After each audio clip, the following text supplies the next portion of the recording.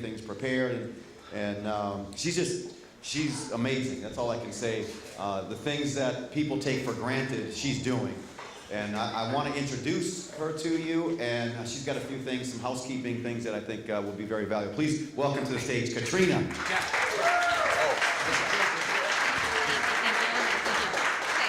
Okay guys, first of all, thank you for the opportunity to just let me contribute and be a part of such an amazing thing that's happening here. So I'm very grateful. Door number 2, mi casa es su casa. Let's treat this house as if it's your house. You see trash on the floor, it goes in the trash can. If you grab one of those awesome waters that our sponsors gave us, let's finish it, okay? And if we don't finish it, let's put it somewhere like a trash can. I know you guys all just moved out of mommy and daddy's, but she's not here to pick up after you, okay? So let's keep it together and work as a team, and just let the event run smoothly, okay? Because that's just super important. We want to respect the house. We want to respect everybody's time. A couple things. So when we have speakers up on stage, super important. Nobody is gathering by the door, speaking or chatting. You want to have conversations? It's awesome. Let's just take it outside towards the garage, just out of respect for the speakers. So noise, trash, and parking. Yeah, get your cars out of the neighbor's driveway, okay? So the cops aren't calling me going, "Cat, read the license plate off." So no one gets towed. Let's mind our neighbors. Just be respectful of the house, and please pick up after yourself. If you see a girl, men, just real quick, if you see a woman doing something, it's okay to do it for her. Okay, I know it's 2018, but we can still do it. And yesterday, that was just a wow, is all I have to say. So there's trash on the floor. Let's pick it up. Parking, and please don't waste the donated drinks that they gave to us. Okay, we don't want to waste them. There's plenty of Costco water out there you can waste. Don't waste the ones that they donated, please. Thank you. That's it. Thank you. It's interesting. You guys remember Allen Iverson, the great NBA player? So I was in Philadelphia, and I was staying at this hotel, and the staff was boarded. It seemed as if they were like boarding up this hotel in preparation of a hurricane or something. So I asked them as I was checking in, I'm like, "What's going on? Everyone seems so frazzled," and they're running around doing this. They said, "Well, Allen Iverson is coming. He actually lives down the street, but he comes to this hotel with his entourage to party. They go crazy. They lose their minds here." And the interesting part of the conversation I was having with the staff, it was a negative thing. They were not excited about him coming. His reputation of what they were doing in the hotel and the way they left the hotel after they left was a very negative experience. And the reason why I bring this up is because what we want to do inside the Build Your Empire community is that no matter where we go, we want people to say, "Man, the Build Your Empire community, when these guys show up, look, when they leave, we don't even know they're there. They're respectful." This is the kind of ripple effect that has a big impact. And if you're a part of that, of course, you're one piece of that thing, but overall, it makes a big impact. And here's what I figured out. This stuff comes back around. So if you're doing business or we're collaborating, your reputation, our reputation, that all finds its way back around, and eventually that finds its way back into our bank accounts. Does that make sense, guys?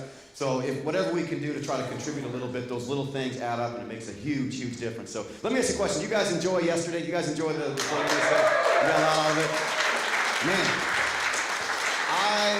I appreciate a lot of you guys have been sending me the message on Instagram, your stories, and I'm trying to put up as many as I can to get up there. You guys are showing so much love, man. It's crazy the feedback that we're getting. I know Hugo was telling me earlier, man, you guys have been raving about this environment. So what I want to do, just real quick, I want to hear from some of you. Is there anybody that would share with us maybe one tip or one nugget, something, a takeaway from yesterday that you're going to be taking back with you and sharing with your community or the other people that you're dealing with?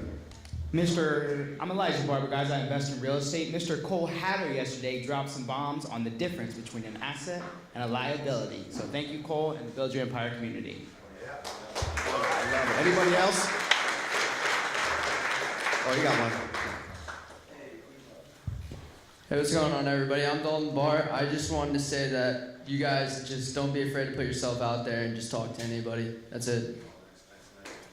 Anybody else? Anybody else get a nugget? Biggest takeaway for me was definitely you never know who you're sitting next to. Anywhere where you're at, you could be talking to someone who's a millionaire, billionaire that can help you in any way. And yeah, that's my biggest takeaway. Is like treat everyone with respect. Yeah, that's good. Come on, so anybody else? Back here. I was gonna say I got like 50 inboxes. Hey everybody, my name is Michael.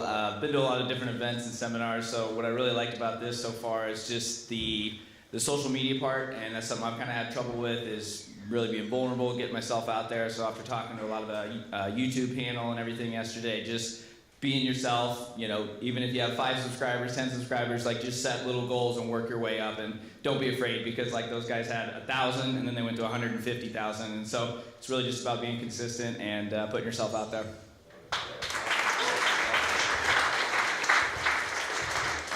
Hi everyone, my name is James Porterfield, and my thought to share is just that to just act, when you get an inspired thought, act on it, and don't be surprised if a few roadblocks happen to try to get to where you want to go.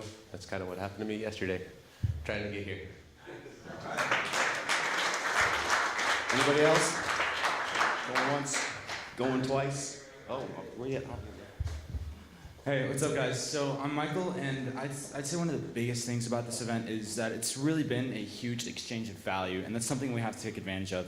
So this is actually my first event, and I've realized that the amount of value that I've been getting from people interacting with one another, and just the amount of value that I've been getting from all the speakers has been absolutely amazing, and you have to take that value and implement it into your life, and that's really what will help you lead on your path. Because after all, I think the biggest thing, this is my first event, like I said, and I think the best thing about this is that we're all headed in the same direction, and it's like the #1 place that we all have the same trajectory, and we're all going somewhere in life.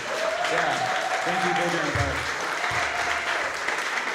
His first event, he's gonna be up on the stage in no time. You see how he stood up, grabbed the mic, he was ready, man. Appreciate that, man. You know, and really what we want to create here in Build Your Empire, we keep talking about a community, culture. You know, we had Jay kick the day off yesterday talking about, you know, the importance of culture. You know, we want to make sure that we're building a safe harbor, because being an entrepreneur is not always easy. Some of you guys know, man. It's like, you know, you're getting disrespect a lot of times. You're getting beat up by the world. You come up with an idea, and you got all of your family members telling you your idea is shit, right? And then now you're questioning that idea. That idea never gets manifested. It never gets executed on, because somebody else, in their opinion, which by the way, those opinions are usually worth about what you paid for them. And we get a lot of opinions that, you know, anyhow, I'm not going to go into that whole thing. But you guys know what I'm talking about. It's like, we're buying into others' opinions. We're dealing with a lot of negativity. It's an interesting time in our society today, because we're dealing with people that have this mentality that if you're making money, somehow you're bad. It's an interesting thing. I had somebody, we've heard the idea of taking the wealth from the richest people. Now, some of the wealthiest people realize they're being, you know, taxed pretty hard in this country, and there's this movement to take the wealth from the richest people on the planet and then distribute it to everybody. Someone laughed, right? Look, think about this for a second. Here's the challenge with that whole train of thought. If you take the wealth from the richest people on the planet, it's not the wealth itself that's important. It's the mindset that got the wealth. It's what they became to get to that point in their life. So you can take it. Go ahead and take it all the way. But they have the recipe. They have the formula. Within 5 years, all of that wealth will be right back in the original person's pocket anyway. It'll find its way back. Because it's a mentality. It's the reason why you hear someone wins the lottery and they end up, you know, miserable, bankrupt in a few years, because they might have got $1 million, but they didn't become a millionaire. Does that make sense? There's a difference. There's a big difference in stuff. So being in this environment is to mentally prepare you. Guys, people don't realize that it took me 7 years. Josh, you remember those days when I'm, you know, in the fetal position, sucking my thumb, crying myself to sleep at night. 7 years to break $100,000 in a single year. My first year as a full-time entrepreneur, I made $4,000 for the whole year. Nobody's running around and saying, oh, John Malott, he's the guy, he's gonna make you rich. Again, my Pontiac 2000, one-tone rust, one-tone dirt, rolling through the neighborhood trying to be an entrepreneur.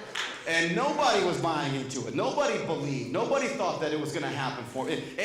And so it was, but here's what happens in entrepreneurship. It's what you're becoming. It's what you're becoming. Eventually you'll be worthy of it. My mentor said, you're not going to get the money because you chase it. And how many people, look, and what happens a lot of times, we're doing entrepreneurship like we're desperate. Now look, when I see someone desperate, looking desperate, walking towards me, guess what I do? I cross the street. I don't mess with desperate people. Sometimes we're almost in attack mode, and we come across inauthentic, and we come across needy. You know what I'm talking about? And it's part of the reason why you get involved in this environment. What we want to do is we're creating a system. We have a monthly program that we're going to be creating for those that are part of the community and are contributing to the community. If you contribute to the community, then you'll benefit from the community. Does that make sense?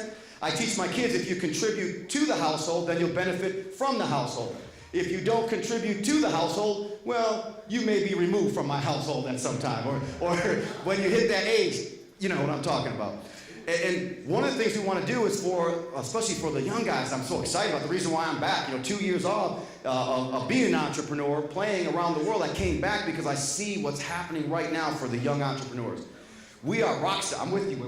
We are rock stars, man. We have the ability, entrepreneurs, yes, we enrich ourselves, we enrich our lives, but you do it through enriching other people.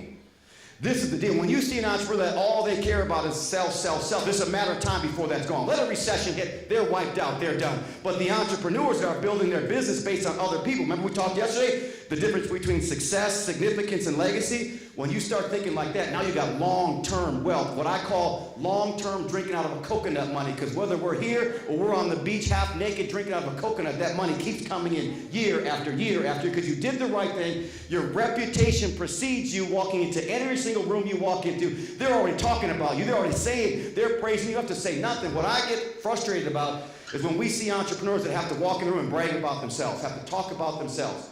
Some of that is from insecurity. Here's what we want to do. We want to teach you guys edification. If you ever get around Josh Denny, he never talks about himself, even though this is one of the wealthiest people you ever be around. You're sitting in his house, by the way. You guys know this. This is one of the most successful, significant individuals I've ever met in my life. He will never say anything about himself. But you know what? He doesn't have to, because guess who is? I will tell you all about Josh Denny. I'm his Flavor Flav. You know what I'm talking about? I'm his hype man.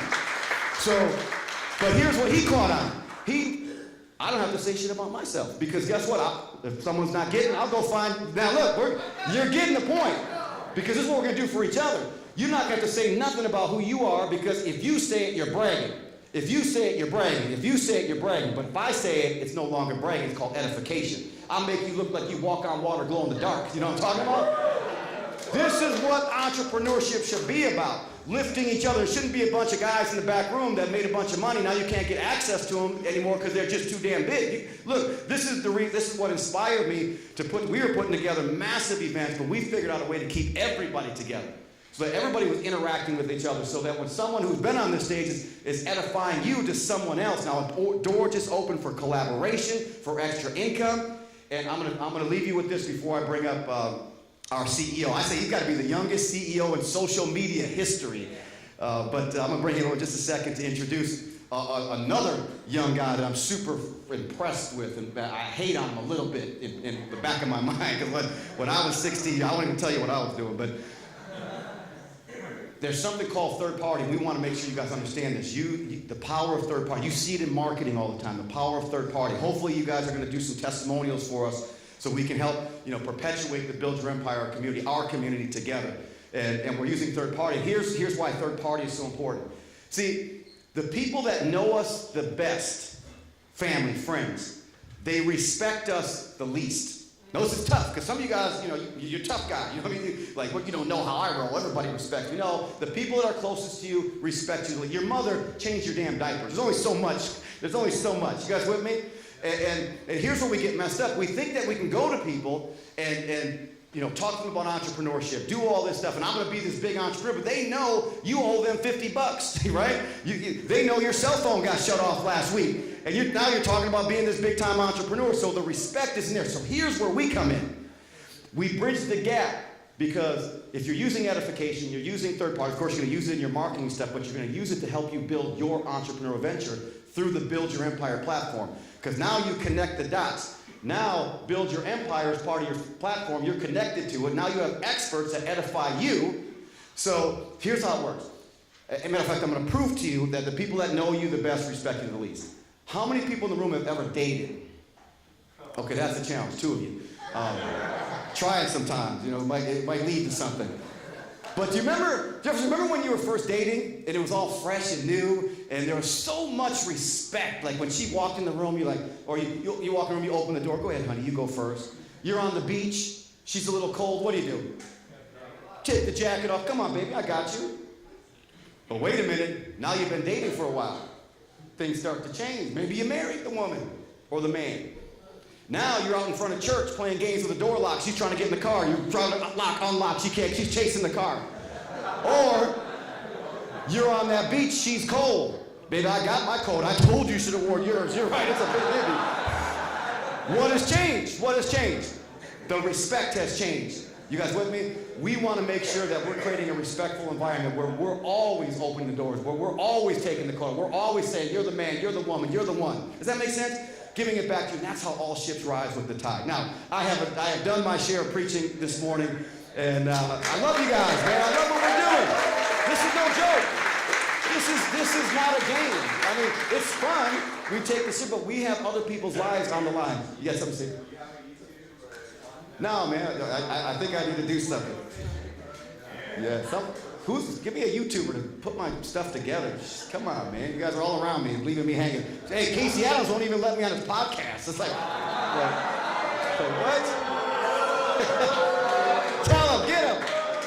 Yeah, everybody send him a DM and blow his up and tell him, John Malott podcast. John Malott podcast. Oh, let me stop. Look.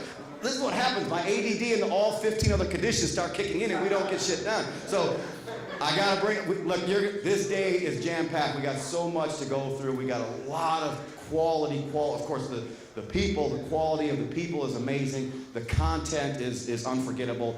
I want to make sure you're taking notes. Trust a short pencil over a long memory every day. So make sure you're taking some notes. Again, it's not for you, it's for who? It could be for the people you haven't met yet. Those notes may not be for you. They might be the person that you're going to have to train. By the way, people talk about scaling all the time. This is the beginning of your scaling of a business because you're taking these notes so that you can teach to teach. If you teach to teach, you can start to build a massive organization. We're going to teach the skills to get duplication happening so you can build 3 states over, 3 countries over. You guys with me? So you can build a massive global enterprise anywhere in the world. But you got to get the concept of teach, and we're going to teach leadership skills and team building, all that. But I want to bring up the guy who won't let me on his podcast. By the way, give it up one time for Mr. Josh Denny for all the things that he's contributed. And you're going to get to hear from Josh a little bit later. But I want to bring up the guy who convinced us that this was going to be the way to go, and we could really have a big impact. His heart is huge, and I've never met anybody that doesn't like this individual. And if I ever do, I'm going to know that I don't like that person that doesn't like him. So there's something wrong with you if you don't like him. It's impossible not to like him. His energy is there. You can feel. You know what I'm talking about? Sometimes it's not what you say or what somebody says. It's what you feel from what somebody says. There's a big difference. And then you can start to see through people pretty quickly. And this person, he's transparent. He's a leader. Josh and I, we bet a lot on this individual based on not necessarily who he is today, but who he's becoming and who we believe he'll be in 5 years from now. So I tell people, get his autograph today, not because of who he is today, but who he will be 5 years from now. So please help me welcome the guy who does not let me on his podcast, the CEO of Build Your Empire, Mr. Casey Adams.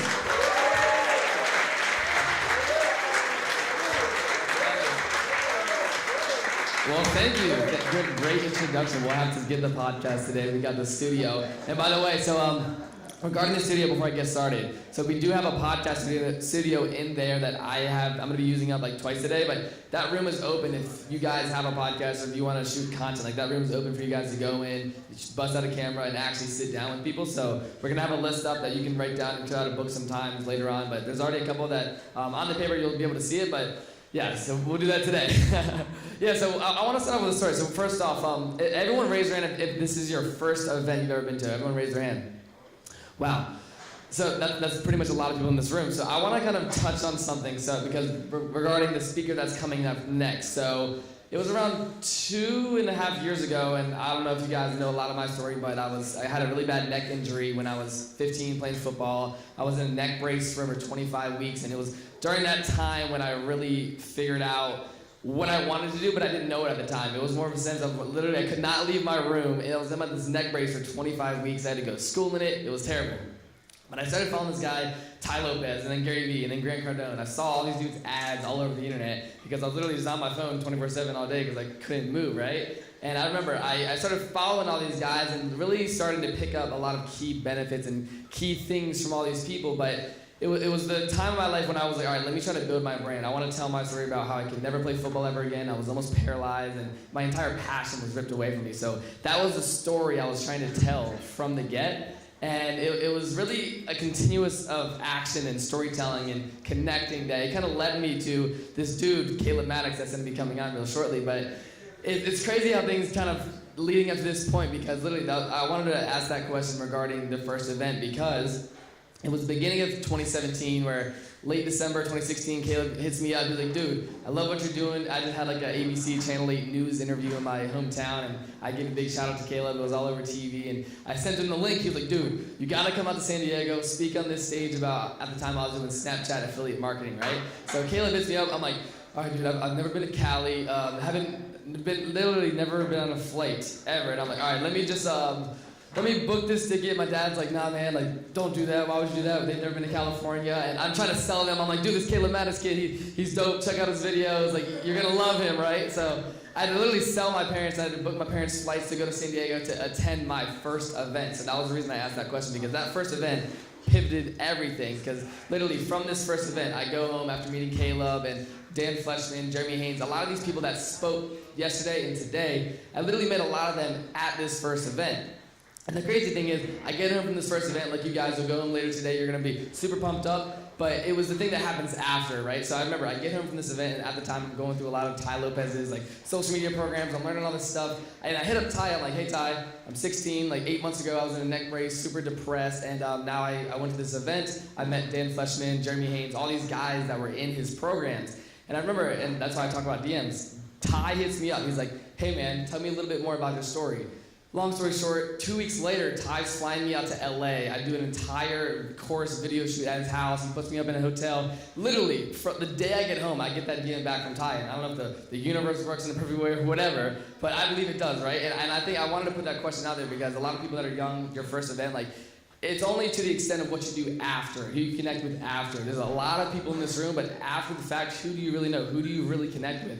And me and Caleb, he's been a good buddy of mine since that day. He's literally, that was a huge opportunity he gave me, and just looking back, it's crazy, bro. Now we're like super close homies. We've been all over the country together speaking at different events, and I just wanted to put that out there because a first event, someone that you meet, or an opportunity, maybe someone, I was talking to someone yesterday where they bought the ticket in the morning of the event. When you have that gut feeling, I had that gut feeling. I was like, let me just go to San Diego. Let me just do it, right? I didn't know what was holding me back, so I just made it happen. And a lot of you guys made it happen. You're here today, but I just wanted to tell that story because Caleb gave me a huge opportunity. He's a huge inspiration of mine, and now we've been able to really build together and do a lot of stuff together, and I'm super excited to have him speak. So that being said, one more quick thing. I've been seeing a lot of people running around in the Gary Vee sneakers. Raise your hand if you have the Gary Vee sneakers or heard of them. Anyone?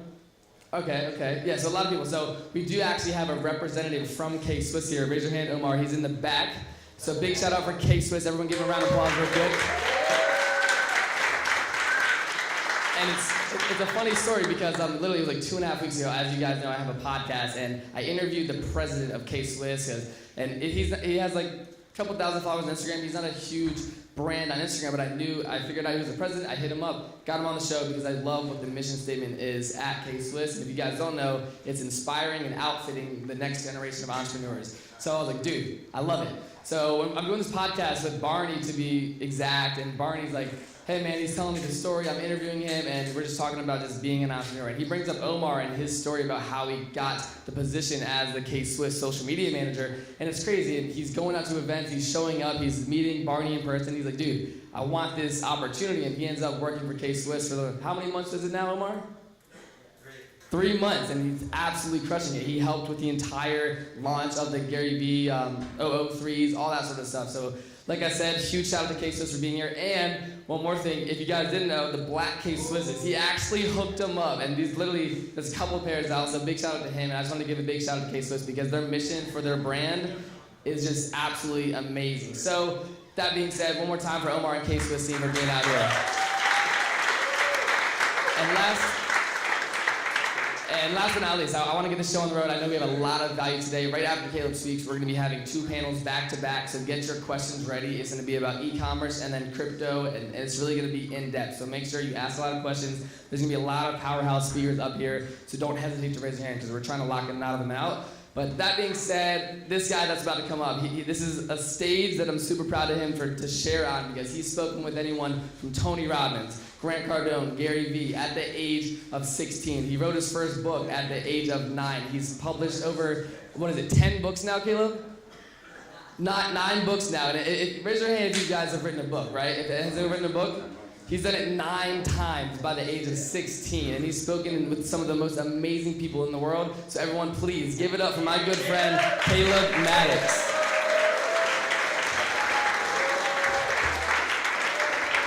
What's up? Okay, first off, can we all give it up for John Malott for dropping that preaching this morning? I was massive. Let's give it up for him. And second, it's an absolute honor to be on this stage. Number one, because I know so many of you in the audience. But number two, because to me, what I do and my entire mission for being alive, the actual reason that blood is pumping through my body is to see people win. That is all I absolutely care about. And it has been so cool since 2 years ago when Casey came out to that event. To see where you are at now is absolutely insane. I want you guys to think about this. Let's start off with this before I get into what I'm talking about. I'm gonna drop a little bonus before we even start. How about that? Can I do that? Raise your hand if I can do that real fast. All right.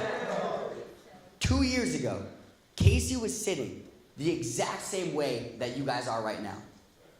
Somebody who was literally in the audience, not a ton of credibility, nothing met this person or done this, just somebody with one thing, a mission, a hunger to learn, and willing to work. And I remember whenever I met him, I invited a whole bunch of young entrepreneurs out to this event, maybe 5 or 6. And when I met him, Casey himself, I remember thinking and automatically knowing off the top of my head, and I was telling Anthony and my best friend Ryan this yesterday, I knew that Casey was gonna be big.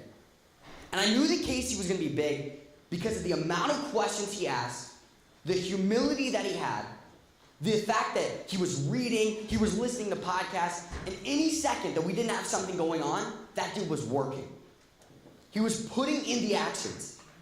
He was in the exact same place that you are, and now you guys are all in the event, the exact same place he was at his event 2 years later. Guys, 3 years ago, hear me out though, hear me out. 3 years ago, I would have showed up to an event and nobody would have known who I was. They would have thought I was a 13-year-old kid with spiky hair, and they would have completely discounted me. 3 years later, I'm able to sit here and say that I'm a millionaire, I've been able to write 9 books, and I'm able to impact millions of people, having videos that have reached over 40 million people. Now, why is that, though? Why is that? It's not because I'm special. It's not because Casey's special. We just thought differently than everybody else. 3 words that will change your life forever is this right here. Why not you? Think about this for a second. Why not you? I watch these YouTube videos from someone like Jeff Bezos, worth $150 billion. And you know the only thing that goes through my mind? I'm a weird kid. This is what I think when I watch Jeff Bezos, Casey. That dude has 2 eyeballs. I have 2 eyeballs. That dude has hair. Or actually, he doesn't. He has hair somewhere, all right? Let's give him that. He has hair somewhere, all right? But he has hair somewhere. I have hair, right? He has a brain. I have a brain. He's a human being. Steve Jobs created the product that's in all of our phones. Hopefully none of you guys have Androids in here, by the way. Apple all the way. In our phone. Why? It's very simple. They're no different than us. They just took the actions necessary to getting where it was that they were meant to be. So I encourage all of you. You may be discouraged because you don't have any credibility right now and you have all these people coming up. I made $150,000 this month in e-commerce and all this stuff. Screw that stuff. That stuff ain't gonna mean nothing in 5 years. If you have a hunger, I guarantee you within a few years, you could be on a stage like this. Try to be silent. Try to have everybody not believe in you. I think it's fun. I think it's fun whenever I was in the gym the other day, and this guy he was saying he was an investor, so I started picking his brain. I was asking him questions for like 20 minutes straight. And he was sitting there just telling me, and he was like, so, are you going to college? And I just completely played off that I was doing anything. And I was like, well, who should I study? And he was like, Gary Vaynerchuk, Patrick Bet-David, Grant Cardone. And I just sat there silent, knowing that I have every one of their phone numbers in my phone right now, but I was silent. Why? Because there's a sexiness in silence. All these people out here with pictures of Lamborghinis on their phones, dude, if I could take a picture with silence, you wouldn't see anything else on my Instagram. Be doubted. So that's my first little thing. That's not even on my speech. That's what I was just thinking right there, is why not you? But what Casey asked me to speak about today, and what the Build Your Empire team, and by the way, shout out not just to Casey, but the entire team. I love you guys. And it's just crazy to see where you guys, think about where you're at in 2 years, dude. It's just crazy. Next year, after that, that's one of the joys of my life, is to be able to see how everything unfolds for everybody. It's gonna be fun. So can we all give it up for the whole entire Build Your Empire team? All right. So how did I become a millionaire by 16 years old? Three things that I want to talk to you guys about. By the way, I love what you said. It's more important to have a short pencil than a long memory. I vibe with that. That's pretty good right there. Take some notes. Write these three things down. Because there's three things and three things only. The first one that I'm going to share with you, in my opinion, is the most important. I want you to at least hear me out on this first point. And the second two, if you don't like the first point, you can tune me out, but I can assure you will, all right? I'll take the challenge on that. So 3 things. 3 reasons that I believe I'm a millionaire by 16 years old. Number 1, becoming a millionaire was never my obsession. Becoming a millionaire was never my obsession. You see, so many times we get caught up in the numbers. Our goal is 1 million views, 1 million likes, $1 million, 1 million people to download our podcast. We're all about the numbers, and then we forget one simple thing. The thing behind those numbers, which is human beings. I tried for so many years, guys. I remember when I was 13, it was so annoying to see people who had worse content than me, who didn't care as much as me, beat me. There was kids who were destroying me 3 years ago, who I looked at and was like, I know I'm better, but yet they can sit here and straight up say that they've had more success as an entrepreneur than me. But there's one reason that now I've gotten to where I am and passed them up, and it's very simple. I didn't care about what they cared about. You see, it's very hard to lose motivation when you have the right motives. When your motives are in the right place, the motivation follows. You know why you guys don't have motivation? A lot of people in this room, you don't deserve motivation. How do you think that you deserve motivation when your only motivation is a check? Do you know how empty a check is? It's a piece of paper. When your only motivation is to look at your Instagram and see 3,000 likes, 7,000 likes, you are going to absolutely fail. You may get to the top, but you're not going to stay there. But when you get your motives in the right place, everything changes. Let me give you an example. So one of the goals I had, and this is something I do every single morning whenever I wake up, is I try to write out my goals every single morning. This is something I did religiously when I was younger, is write out my goals. Now more so, I just read them over and think about them and visualize them. But when I was younger, I was religious about writing out what my goals were.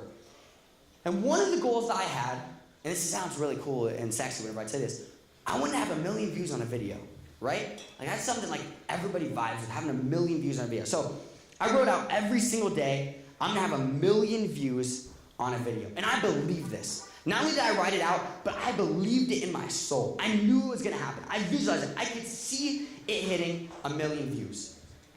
I had 120 views for the longest time. Up until the age of 13, I've been putting out videos since I was 8, and I didn't get a video with over 1,000 views until the age of 13 years old. So that just shows consistency, by the way. It doesn't happen right away. 13 years old, by the time I was 14 years old, I finally had a video that had 80,000 views before I turned 8, by the time I turned 14. And by the time I turned 15, I had the first ever video that had 1 million views. I remember the night whenever it happened. I was at an Applebee's, believe it or not. I was sitting down with my dad, And my video had like 940,000 views, and it had jumped like 200,000 views in the past 24 hours. So it was flat out inevitable that I was about to hit it.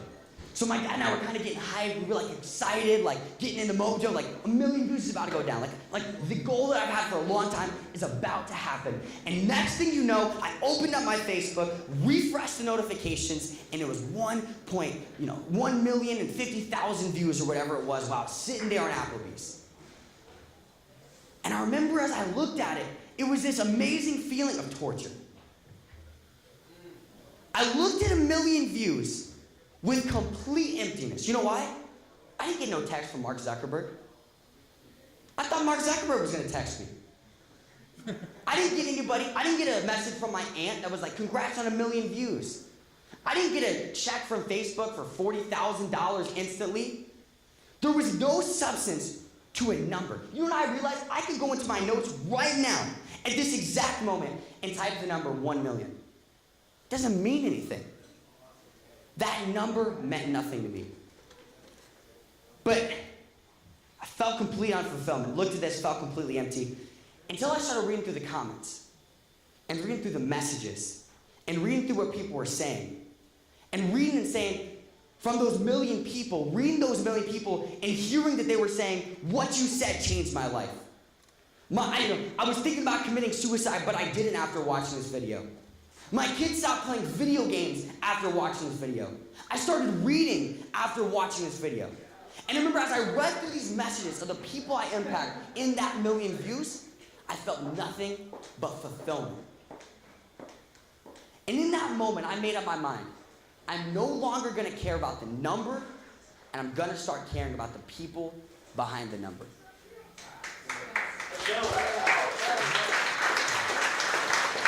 For the longest time, I thought I wanted to be a millionaire. And I said, I'm gonna be a millionaire. But when I switched from I wanna be a millionaire because it sounds cool, to I wanna be a millionaire so I can use that to impact people. I wanna be a millionaire so that I get to 100 million so I can impact more people. I wanna be a millionaire so that I have money to invest in myself so that I can get better and impact more people. Whenever I turned everything in my life into how I'm gonna change other people's lives was the moment that my life changed.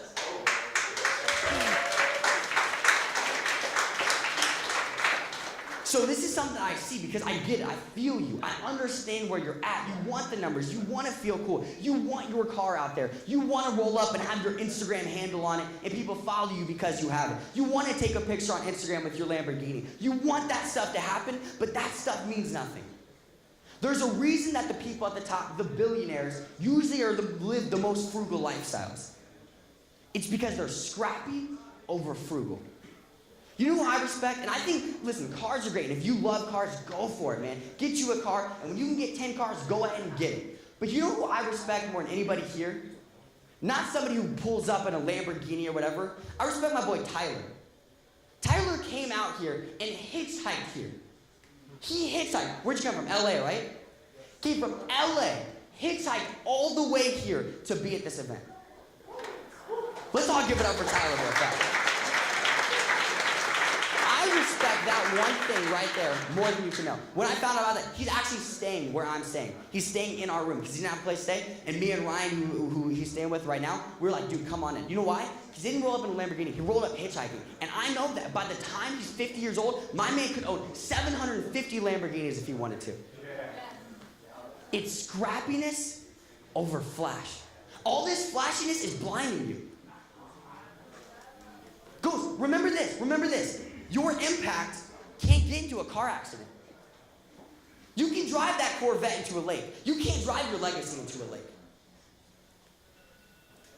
I get it. And if you want that stuff, go for it. If you believe in that stuff, go for it. If it's something that you truly love, I believe that you deserve to have it. I'm not, saying that it's bad. I'm just saying if you get that car and that stops you from impacting more people, it wasn't worth it. Be more focused on driving up. If you're gonna take that car and drive it into work and your focus is impacting people, that's fine. If you would have that car, okay, this is actually a really good way to think about it, all right? Let's say you get a Lamborghini, and everyone tells you this, okay? They say, you're getting a Lamborghini, but everybody's gonna see it as a Toyota Corolla. Would you still get the car? That's the question. And if you would, if you truly love cars and it's for you, That's fine. But don't get it to impress other people. Number one, because people think that success is water onto the fire of hate. No, success is gasoline. The more success you have, if you're trying to get, you're trying to get all these things and look this persona to try to like get rid of critics and make your high school friends think you're cool, they're just gonna hate you 10 times more. Instead of trying to prove people wrong, why don't you start trying to prove yourself right? Instead of trying to prove yourself, or instead of trying to prove, let's say, your aunt who doesn't believe in you wrong, start trying to prove your mom who believed you from the beginning right. Instead of trying to prove your hater on Facebook who knows nothing about you wrong, start trying to prove the people who were there for you when you were at the bottom right. When you make that simple switch, that's when everything changes. So I encourage all of you guys this. Yes, I'm a millionaire. Yes, I know I'm going to be worth $1 billion. Hopefully $1 trillion. All right, I'm going to go for $1 trillion. I'm going to try to be a trillionaire. For world's first ever trillionaire. Watch it. Mark it down. We got this on camera. You'll see in a couple years, right? I'm going for that. That's fine. But it's the motives behind the money. So here's my one first point for you guys. Is if you want motivation, change up your motives. Put your impact before your income. Put people before the numbers. When you focus on that stuff, I had someone come up to me yesterday and they were like, how do I grow? My boy Caleb, by the way, killing the game. And he came up to me and he was like, how do I grow my audience? How do I get a huge audience? I don't have an audience right now. And I was like, that's your first problem. You just said you don't have an audience. Have you ever had a single view on your video? He was like, yeah. I'm like, you have an audience. Just because you don't have 1 million views on a video doesn't mean people aren't watching. When I had 4 views, I did a Periscope one time. You guys remember Periscope? You guys know what that is? It's the OG, right? He knows, right? It's Twitter. So Twitter had this live stream platform. They bought it out called Periscope. And back in the day, this is how I got my start. I was doing Periscope every single day. And I did a Periscope one day and I had 4 people on, and I went for 45 minutes straight. 45 minutes straight with 4 people on. I remember being so discouraged as I watched it. There's 4 viewers total, and 2 people stayed on the entire time. And I remember watching it thinking, I could go talk to more people in the street right now. Like it was devastating. 4 viewers. But I gave it my absolute all with the audience that I had. And guess what? I got a message a week later from a girl named Diane Cardone. She was one of those 4 viewers, and her brother was Grant Cardone. Next thing you know, I was on Grant Cardone's show. He introduced me to this person, and it spiraled out of control. Why? Because I wasn't an idiot who sits there and focuses on the numbers, but I focus on the people behind it and realize if I have 2 people, it's worth it. If I can impact that one person's life, it's worth it to me. So, when you stop focusing on the numbers, you start focusing on the people, the mission, the vision, what you're going for, the idea, the stuff that actually has substance to it, that's when everything changes. So that was step number 1 to me hitting the millionaire status. Step number 2, and this we can get a little bit more practical here, right? It's still something that's not like, do this one thing on Shopify, but it's something that if you implement this right now, I honestly believe everything will change for you. Step number 2 to me becoming a millionaire by 16 years old is I became a millionaire. Everyone's tripped up right now, man. I vibe with this. I like the tripped upness. I became a millionaire. Maybe people saying, how's that work? It's like saying, how'd you get a 6-pack? I just got a 6-pack. There's no advice in that. That absolutely sucks. But let me go deeper with you. I became a millionaire before I was ever a millionaire. I remember in February, I finally hit the millionaire status. I was with my boy Tristan at an event, right? My boy Tristan, he's killing the game, absolutely. I was at an event with my boy Tristan. Hit the millionaire status, my team notified me. And I was like, I told Tristan, I was like, yo, dude, I'm officially a millionaire. He started getting all hyped, bro. He was like, yo, dude, that's so sick. How do you feel, man? And what I told him was, I said, honestly, dude, I feel the exact same way that I did 3 years ago. I just didn't have the money yet. I was a millionaire 2 years ago, just didn't have the money yet. I was a millionaire 7 years ago, just didn't have money yet. You see, you have to be the person it takes to get your result before you ever have that result. It's not about taking the actions that get the result or get to the vision or get to the goal. It's about becoming the person that gets to that goal. It's about becoming the person that gets those results. So I remember the thing that changed me was whenever I stopped asking myself, what are the actions I need to take to become a millionaire? And I started asking myself, who is the person I need to become a millionaire? And I remember writing out this list. I called it my role. And I asked if my life was a movie and I was an actor, who would that actor be to get to where I want to go, right? So if I want to be a millionaire, what would that person have to be? How would they have to act? How would they have to think? What would they have to do in order to become an absolute millionaire? And I started thinking about it. I wrote this out. And I remember it was this unique shift where instead of thinking, here's how I need to run an ad so I make $1 million for this funnel, I started thinking, here's how I need to operate my day. Here's the habits I need to have. Here's the mindset I need to have. Here's the way that I need to communicate with people. Here's the weaknesses I have that I need to get rid of. I started thinking, how do I become a millionaire? And once I became a millionaire, I became a millionaire. So in this room, all sorts of us, we have different goals. We have different aspirations. We have different things that we want to be. But the question is, who do you need to be to get where you want to be? I always tell people this. If you want to build your personal brand, the first step is to build your personal life. Before you can get 1 million views, you have to become a person worth getting 1 million views. You want people to listen to what you're saying, and yet you do nothing on the daily basis that makes you the person that people would be worthy of listening to. You want people to listen to you on how to live your life, yet you're completely disrespectful to every single authority that you have in your life. You go to a grocery store and you treat a waiter or waitress or whatever it is like complete trash and then expect everybody to treat you like gold. You have daily habits that lead to complete destruction. Doing things that you know are bad for you. Not doing things that you know are good for you. Watching these stupid videos rather than growing. You do habits that you know a negative and unsuccessful person would do, yet you want results a successful person would have. So I started doing, and it made the ultimate shift, was who do I need to become the person I need to be? So that right there, if you sit down and say, here's the goal that I have, and that's I know it may not seem practical, it may seem theory, but I swear that'll change your life. If you just write down on a fat piece of paper, what is your mission? What is it that you're here in life trying to do? And then you write out who you need to be to get there, and every single day you wake up. And you don't just read over your goals, but you read over your role, who you're gonna be. Don't just set a goal, but you read over your role. When you write that out, here's who I need to be to get there, that's when you actually get there. So that's my second thing right there. Third thing coming up, all right? The third thing that I wanna share real fast before I gotta get off and let the awesome other panelists come up and network with you guys and have some more fun. The third thing that made me become a millionaire is that I thought way beyond becoming a millionaire, okay? Let me explain what this is. I thought way bigger than being a millionaire.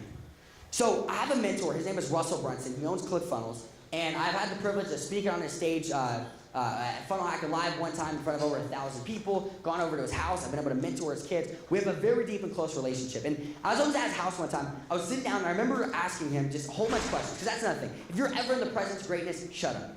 Straight up, be quiet. You got nothing to learn from you talking. Like straight up, be quiet, put your mouth, like I don't care if you have to tie a rubber band around your lips or what you gotta do. Be quiet, ask questions, and let them give you answers. Because you ain't learn nothing from you talking.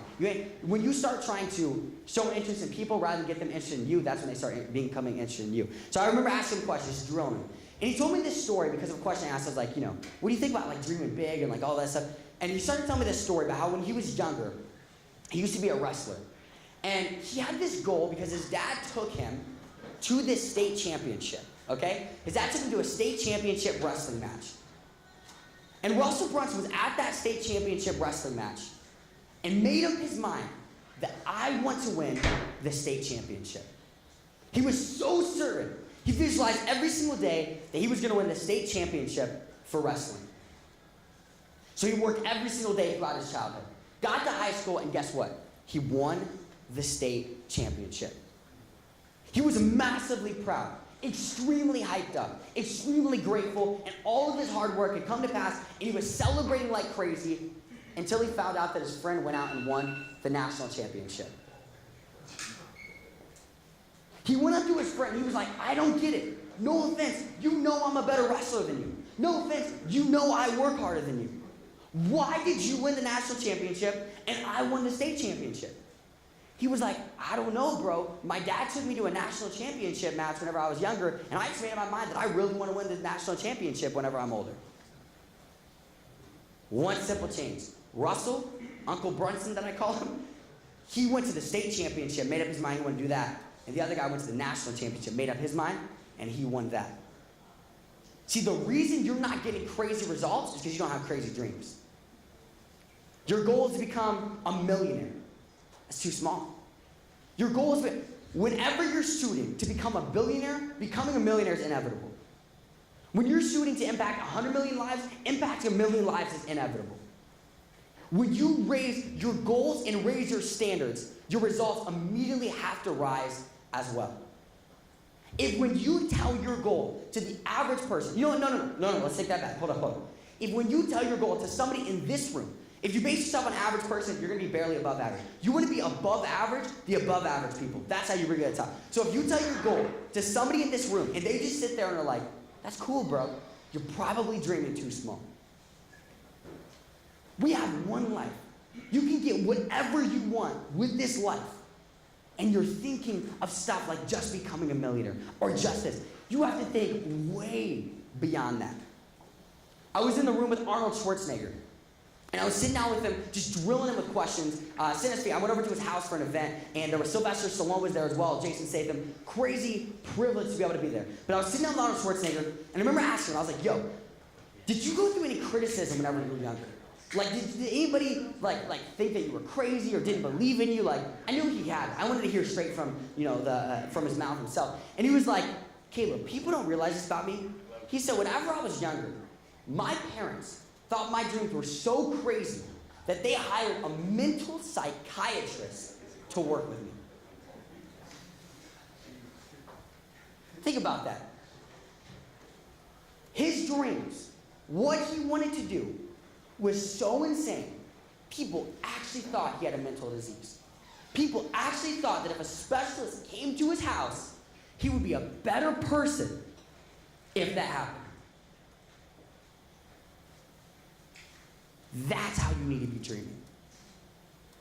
You don't need to be worried if people think your dreams are crazy. You need to be worried if they don't think they're crazy. You don't need to be worried if someone comments on your Instagram, what do you think you're doing? You ain't gonna amount to anything. You need to be worried if all you're getting is good job, good stuff, because you're doing nothing. You have to seek criticism. You have to seek doubters. I want people to doubt me. I want people to criticize me. Because in 10 years, when their greatest accomplishment is that they sat down in person and were able to doubt me, when their greatest accomplishment is that they met me, that's all I need.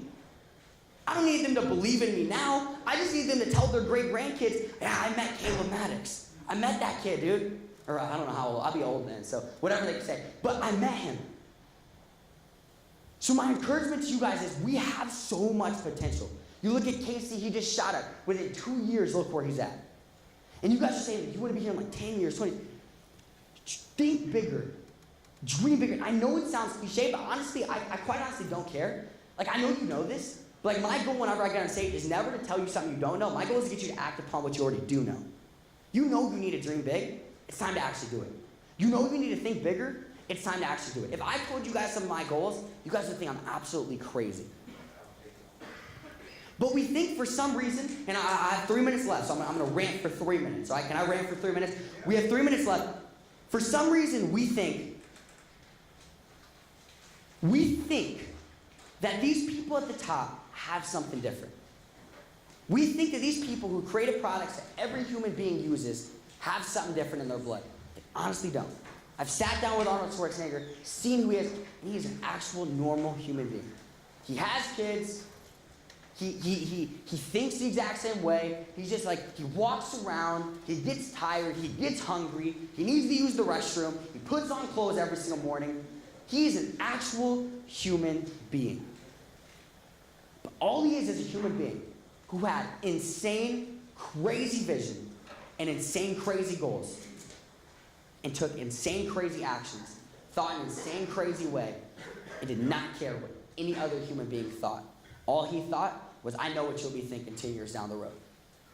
I signed every single one of my yearbooks whenever I left school, because I was homeschooled in 7th grade. So at the end of 7th grade, actually the end of 6th grade, I wrote in my yearbooks, I said, Caleb, you will see me on TV one day, Maddox. That's what I wrote. Because all these people come up to me, and I'll be reading this Fat Success Principles book at the age of 8 years old, and I'll be reading Think Go Rich at 10, and I'll be reading these business books. By the time I got 12, all my friends were like, dude, what are you doing? They're over here reading Magic Treehouse and all these stupid books. Like, does anybody know Magic Treehouse, by the way? Dude, you guys are the OGs, bro. That is the book, by the way. Like, that's the one, like, fix the book I'll read. All right. I was reading these books, they thought I was crazy, and those exact same people, and I know it's like the fun thing to say. Honestly, one of them, I'm gonna call him out for the fun of it. His name was CJ. CJ used to criticize me all the time for messing. He'll never see this, I don't think. By the way, I love you, CJ. You're the boy. But he used to always be like, dude, why are you reading these success books? Why are you reading these books? Like, they're so boring. They have all this stuff. Like, you know, like, life's not always that way. It's gonna give you the reality. Like, you gotta be more realistic. The dude DM'd me like 3 months ago asking me for a shout out. So guys, my final message is this. When someone tells you that you need to be realistic, you look them square in the eyes and you say, I am realistic. My reality is that I am gonna be successful. Thank you guys.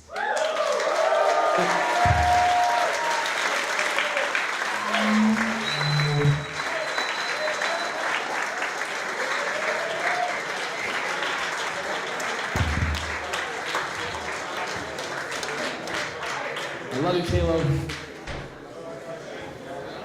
All right, so let's see. Good to go?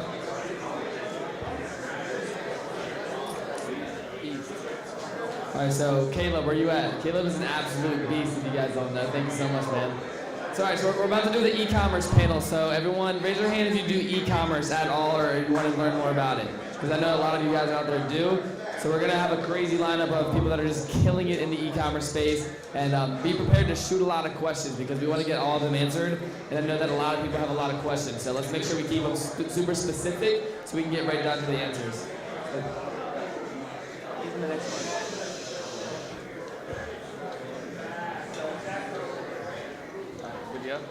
All right, so let's wait till everyone. Let's quiet down. We're about to start the panel right now. Everyone in the back. All right. That's 1 second. People are being loud. All right, can I please have everyone be a little quiet in the back? All right, so we're about to have everybody Kieran. He's going to come mediate the e-commerce panel. If you guys don't know Kieran, he's actually a member of the Build Your Empire team. He's staying here. We just moved in here from Virginia, but everyone give it up for Kieran. He's a good friend of mine. Boom. All right, so I know KC already asked this, but how many of you guys do e-commerce? Raise your hand one more time. So that's what you guys are working with today. So up here on stage, we have 4 of the biggest e-commerce influencers on social media. They're all young guys, very good friends of mine. And we brought them here today to teach you guys a little bit more about e-commerce, about how you guys can get into it if you're not already, how you guys can scale your Shopify stores if that's what you're doing, and just some overall tips and tricks from the experts in the e-commerce space. So we're gonna pretty much treat this as a Q&A session. So I want you guys to have some questions in mind for them. But before we do that, we're gonna do quick introductions from each of them. So I'm gonna hand the mic down and they're quickly gonna introduce themselves. What's going on, everyone?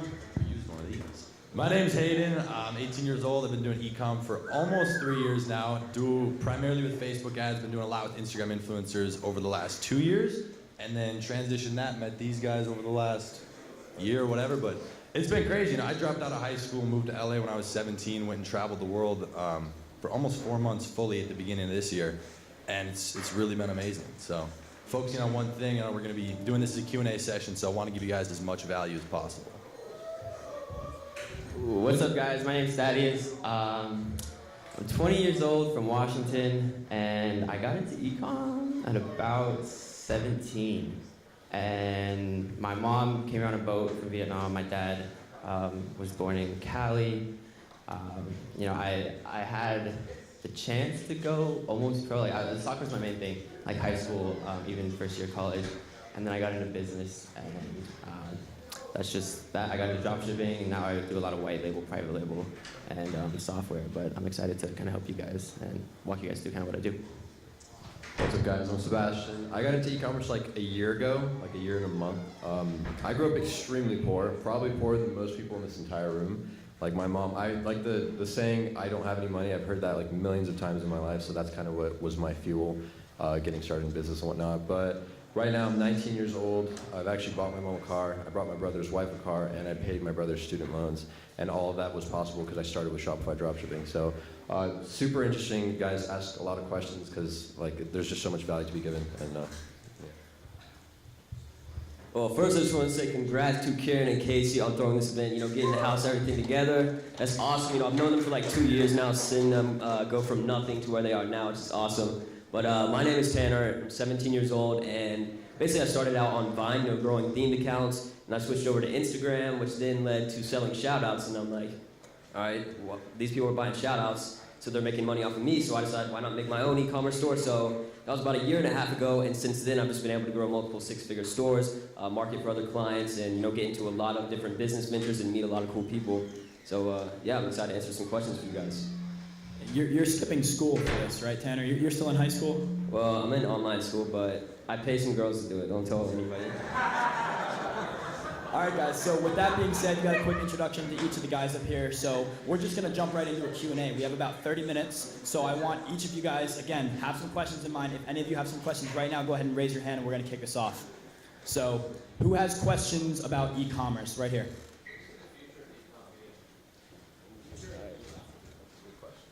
E-commerce in general, I don't believe it's going to go anywhere. Now, the primary business model that at least got me into everything was drop shipping off AliExpress. I don't know if that's going to disappear. At least the way we're marketing now is going to be completely different by the end of 2019. I've always said that. Facebook ads specifically, it's going to change. You already see the data, changing the things with Mark Zuckerberg being just pressed so hard by the public. I see e-commerce going towards you have to have a brand, and you're probably going to end up having to realize that you have to spend money to make money and probably lose money in the beginning, at least in the future, to build that brand. Data is everything, getting those customers and selling to them down the road again. Yeah, so I think like 2 years ago, like even in 2016, dropshipping in general, especially off AliExpress, like Hayden's saying, was very, very easy and sort of straightforward process. But with just the way things are going, I think in the next 18 months, you're going to need to start building a brand. And this is what I'm saying, like, even when you dropship, it's like, if someone can tell you're dropshipping, you're not dropshipping, right? Like, you always need to try to like build a brand. And the way I do that is, with content and social media. But I think just the standard way of, dropshipping on AliExpress and kind of going that route is, it's easy to do. It's easy to make a few bucks here and there. It's easy to get you guys, started up doing that. But I think what's really, really lucrative and what will be lucrative in the future is, working with your own suppliers, starting up an actual brand, and building out something that you can actually even sell down the road. Yeah, and what I would say, sort of just to tie up what they said, is that when I started dropshipping 2 years ago, it was very simple, like you said, just to set up and get everything going, make a few bucks. And I would say, from a long-term perspective, dropshipping isn't the way to go. I know we were talking about this morning. It's great to get capital for some other type of brand, whether it's for an e-commerce company or something else. Dropshipping is just something. There's a lot of logistics issues when trying to build a long-term brand and maintain a very, very 7-figure month rate or whatever it is. But as far as the future of e-commerce, I would say leaning more towards white label and actual branding, like Thaddeus does. I mean, you guys pretty much got it all. Yeah. All right, any other questions right here?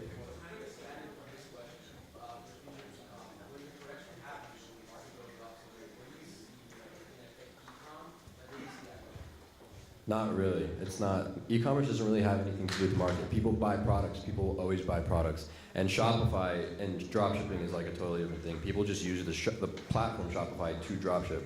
Shopify will never go away. That's a multi-billion-dollar company. Like Fashion Nova's run on Shopify, all these different companies. That's going to stay forever. But dropshipping will, yes, become more difficult, but that's not an excuse. Like, if you guys don't have any money and you want to make money, then start dropshipping. Like, that's... Let's go right here. Yep. Just trying to figure out, getting into it, would you recommend doing Shopify versus private label and FBA, and just talking about quick bucks versus building a brand in the long run? Seems kind of like private label and FBA has that, Amazon does. Just trying to get your take, and then what kind of investment would you recommend having, $3,000, $5,000? Yeah. So basically, I think the first question you'd ask yourself is what's your budget? Dropshipping, you can literally get in pretty cheap without having to do too much. When I got started in 2016, I was broke. Okay, I literally was like, how can I finesse my way into this industry, right? And what I did was like I actually made a contract with influencers to get them to do shout outs for me because I couldn't pay them for that. But I think now it's, you know, if you have a couple thousand to invest, then immediately like look into white label, private label, and something like that. But then you have to ask that stuff like, what's your experience? Like, how much experience do you have in marketing stuff? Because then, like, my very first e-com venture was a private label brand in fashion, but it failed miserably because I didn't know how to market it.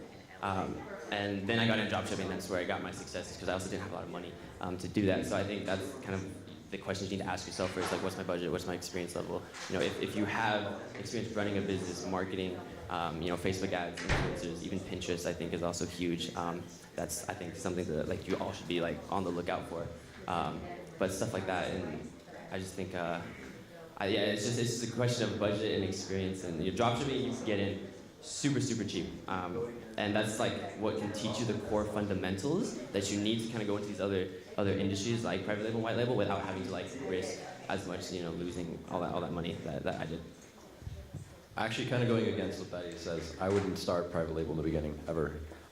Especially if you have no experience marketing or online business, that's like the last thing I would do, because you need to, like, guys, at the end of the day, you need to learn how to run an ad, you need to learn how to just get someone interested in your product.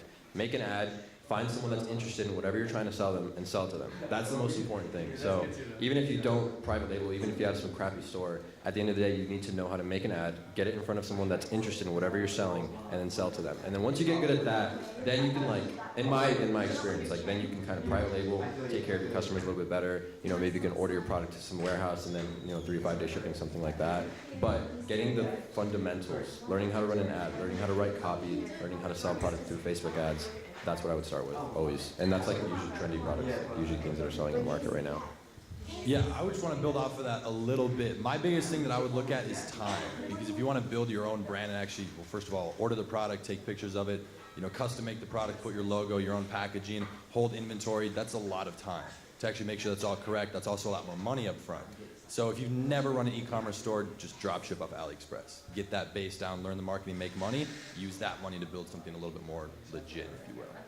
Yeah, and sort of to break it down, one thing I see a lot of beginners, you know, with drop shipping or e-commerce overall is paying someone else to do something, like pay someone to build your store, pay someone to run your ads, like that kind of thing. I would say from the very start, you're just getting into it, you know, figure out how to do these things on your own. Make your own ads, you know, figure out how to find the right influencers, how to run Facebook ads. It's just all about testing and figuring out what works best for you. But instead of, like, let's say you pay someone to make a store for you, all the products, whatever, and then it flops, you don't make any money, you have no idea how to go and make another one and add all the products and all that stuff. So just building that skill set on your own is something that will, you know, last forever. All right, perfect. Right here.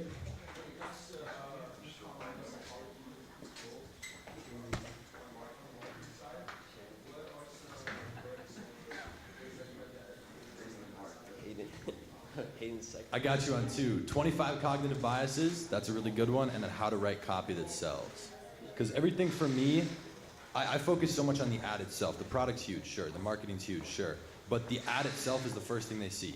You know, the right target, whether it's right or wrong, that's the first thing they see. They see the picture or video and they read the ad copy. So if that's not on point, there's 0 chance of them getting to your website. So that's huge. Yeah, I think, well, the way I look at it is everyone buys off of emotion, right? And then they try and like rationalize that with logic. And this is also why I like, you know, us four kind of being on this panel is that we all kind of do things a bit differently. And my main focus is content creation. So like that's my main thing. And what I do, you know, I guess you could say like psychology-wise, is I want to create a brand that's so, you know, visually appealing that people are like, oh shit, like I fuck with this. Like I really like this.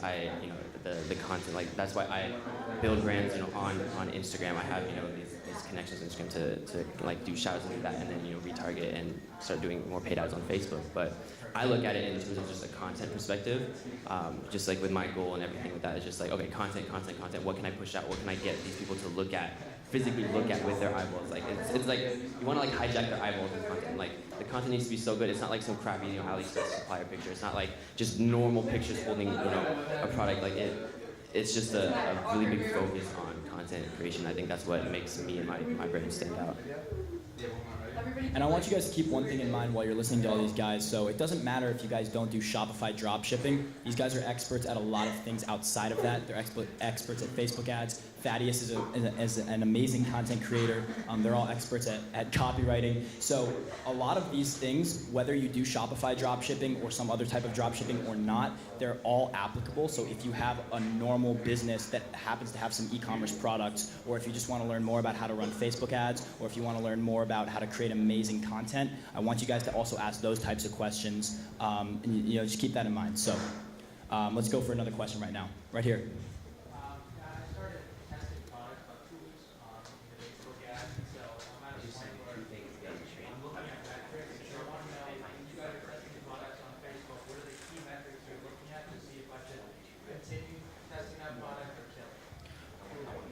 Okay, so here's what you do.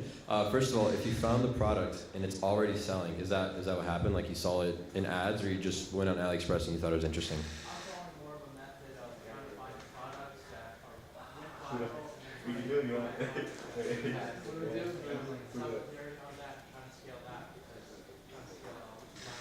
So like something similar to something that went viral in the past? Okay, I probably wouldn't go with that, to be honest. I would go, if you're just starting, go right now, go follow a bunch of influencers on Twitter and Instagram.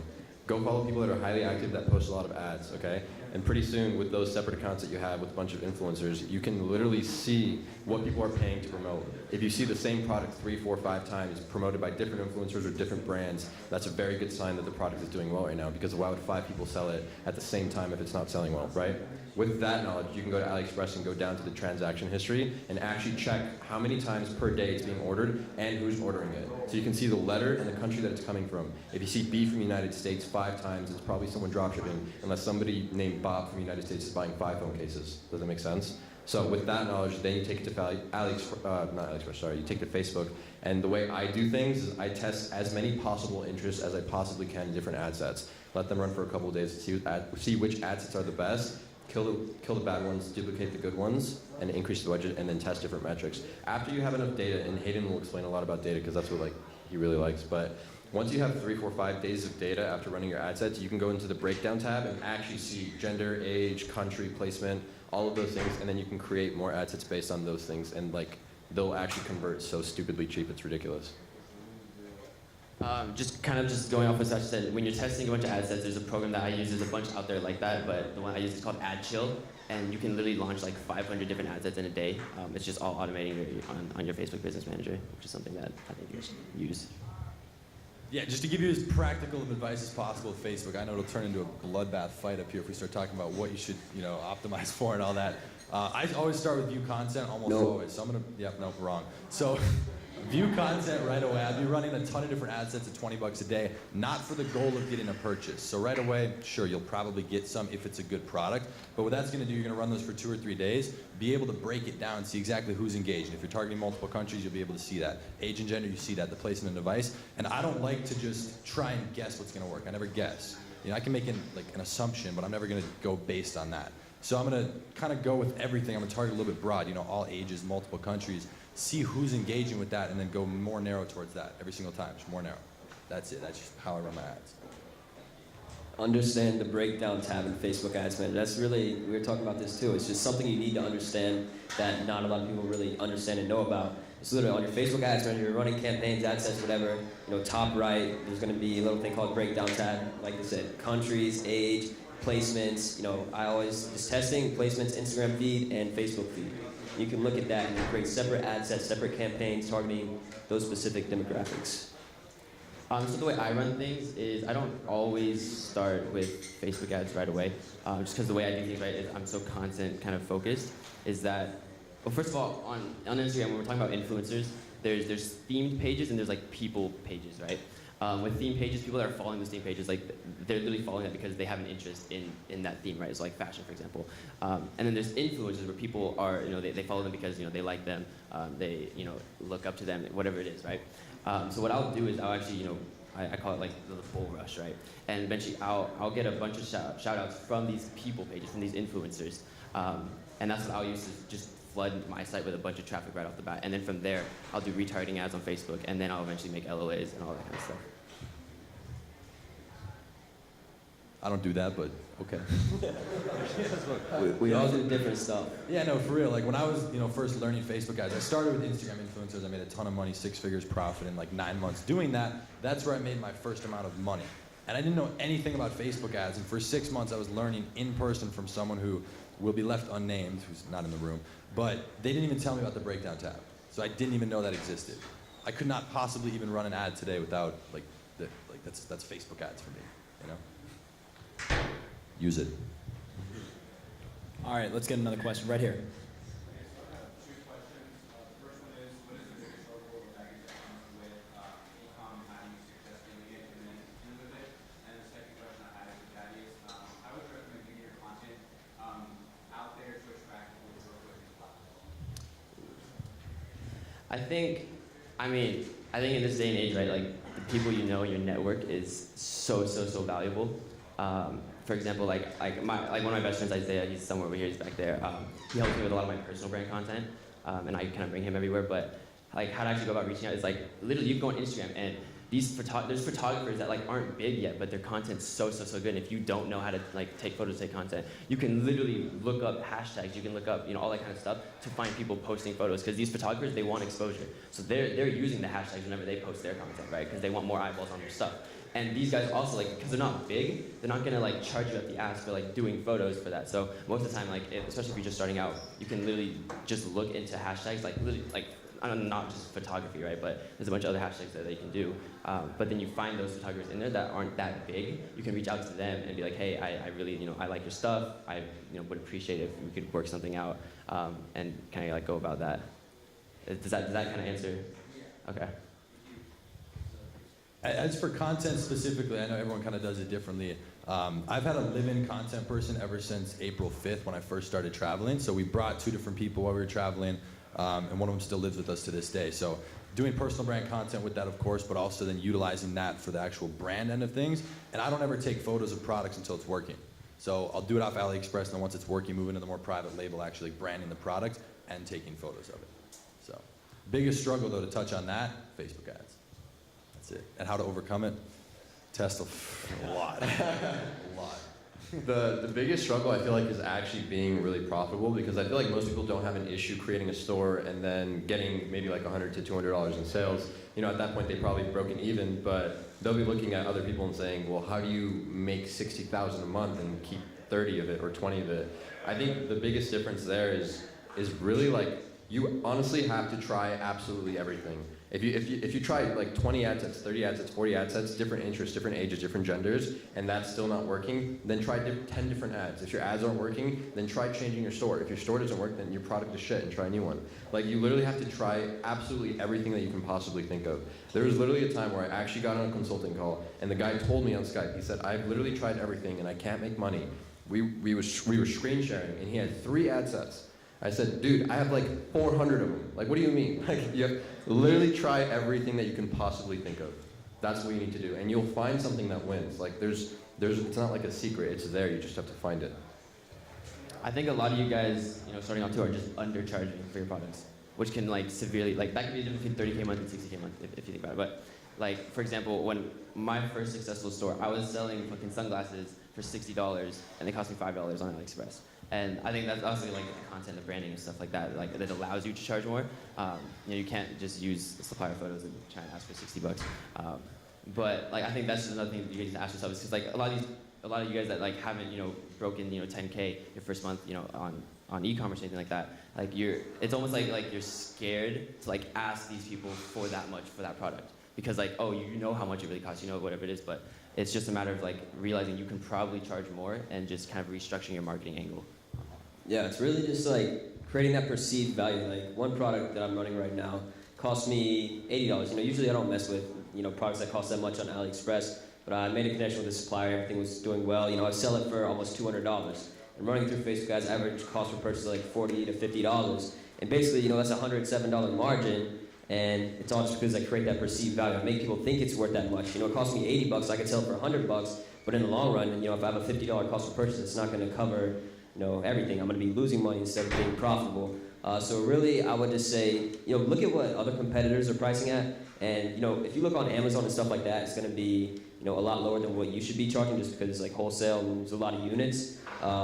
Just figuring out, the perfect spot. I always find products now that have like a $20 or more margin, break-even point, which is your sale cost minus the cost of the actual product, and then, just testing.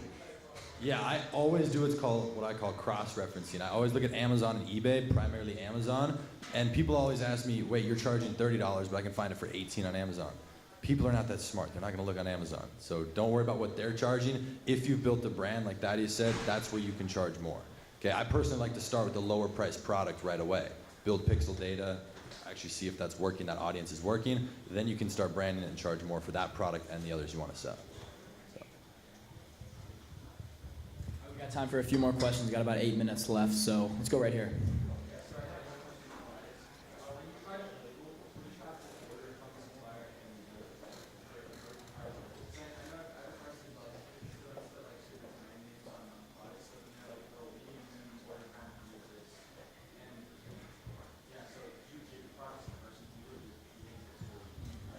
So when I'm doing that, right?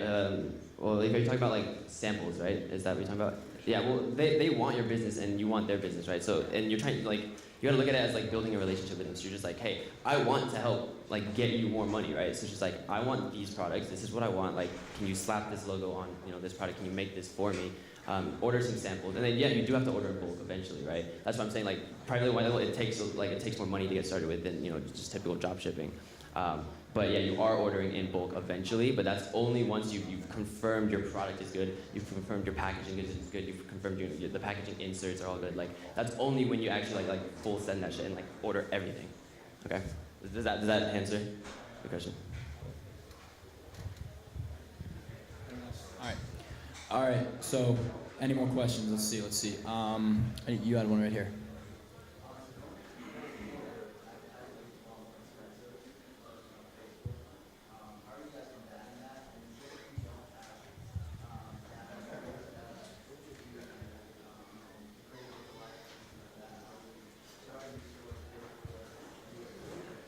You don't need that much data to create a lookalike. In quarter four, ads do get more expensive, but people do buy more. So it's like, it balances out. Yeah, it evens out. People make more money in quarter four than the last 8 months combined.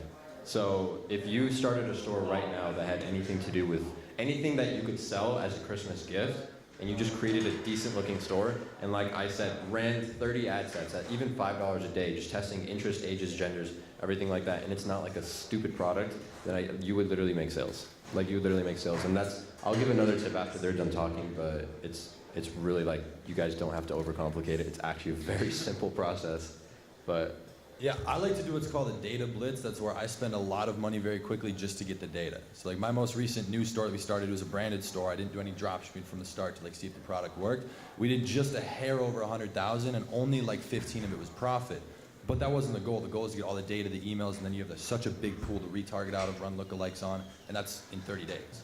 So now 30 days, and I understand people might not have the budget to do that, but you can still be profitable as long as you're very analytical with your ads. So if you don't have a lot of money, you should have to move slower and be careful. And like he said, a lot of people buy. I make the most money this quarter, so it'll be the most profitable.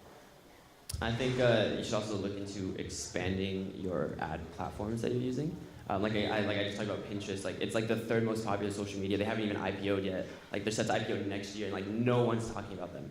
And like it's again, like, I'm looking into it because I'm like, again, so visual focused, and Pinterest is really just a visual board for that. But I think that's something that's hugely underlooked right now, and that all you guys should be looking into. And then for people that like you said, if you don't have a lot of money to like kind of like run and get that data, what I did as well is I created an ambassador program for my store, and that's basically reaching out to a bunch of these Instagram influencers and like wannabe models and stuff.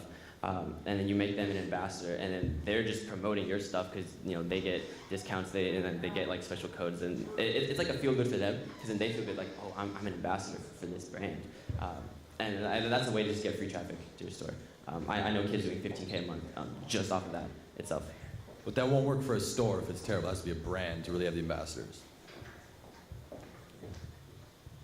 All right, we have time for about one or two more questions. Right there. Oh. When I first started 6 years ago, I wish I would have understood the importance of average order value. Speak on that a little bit, because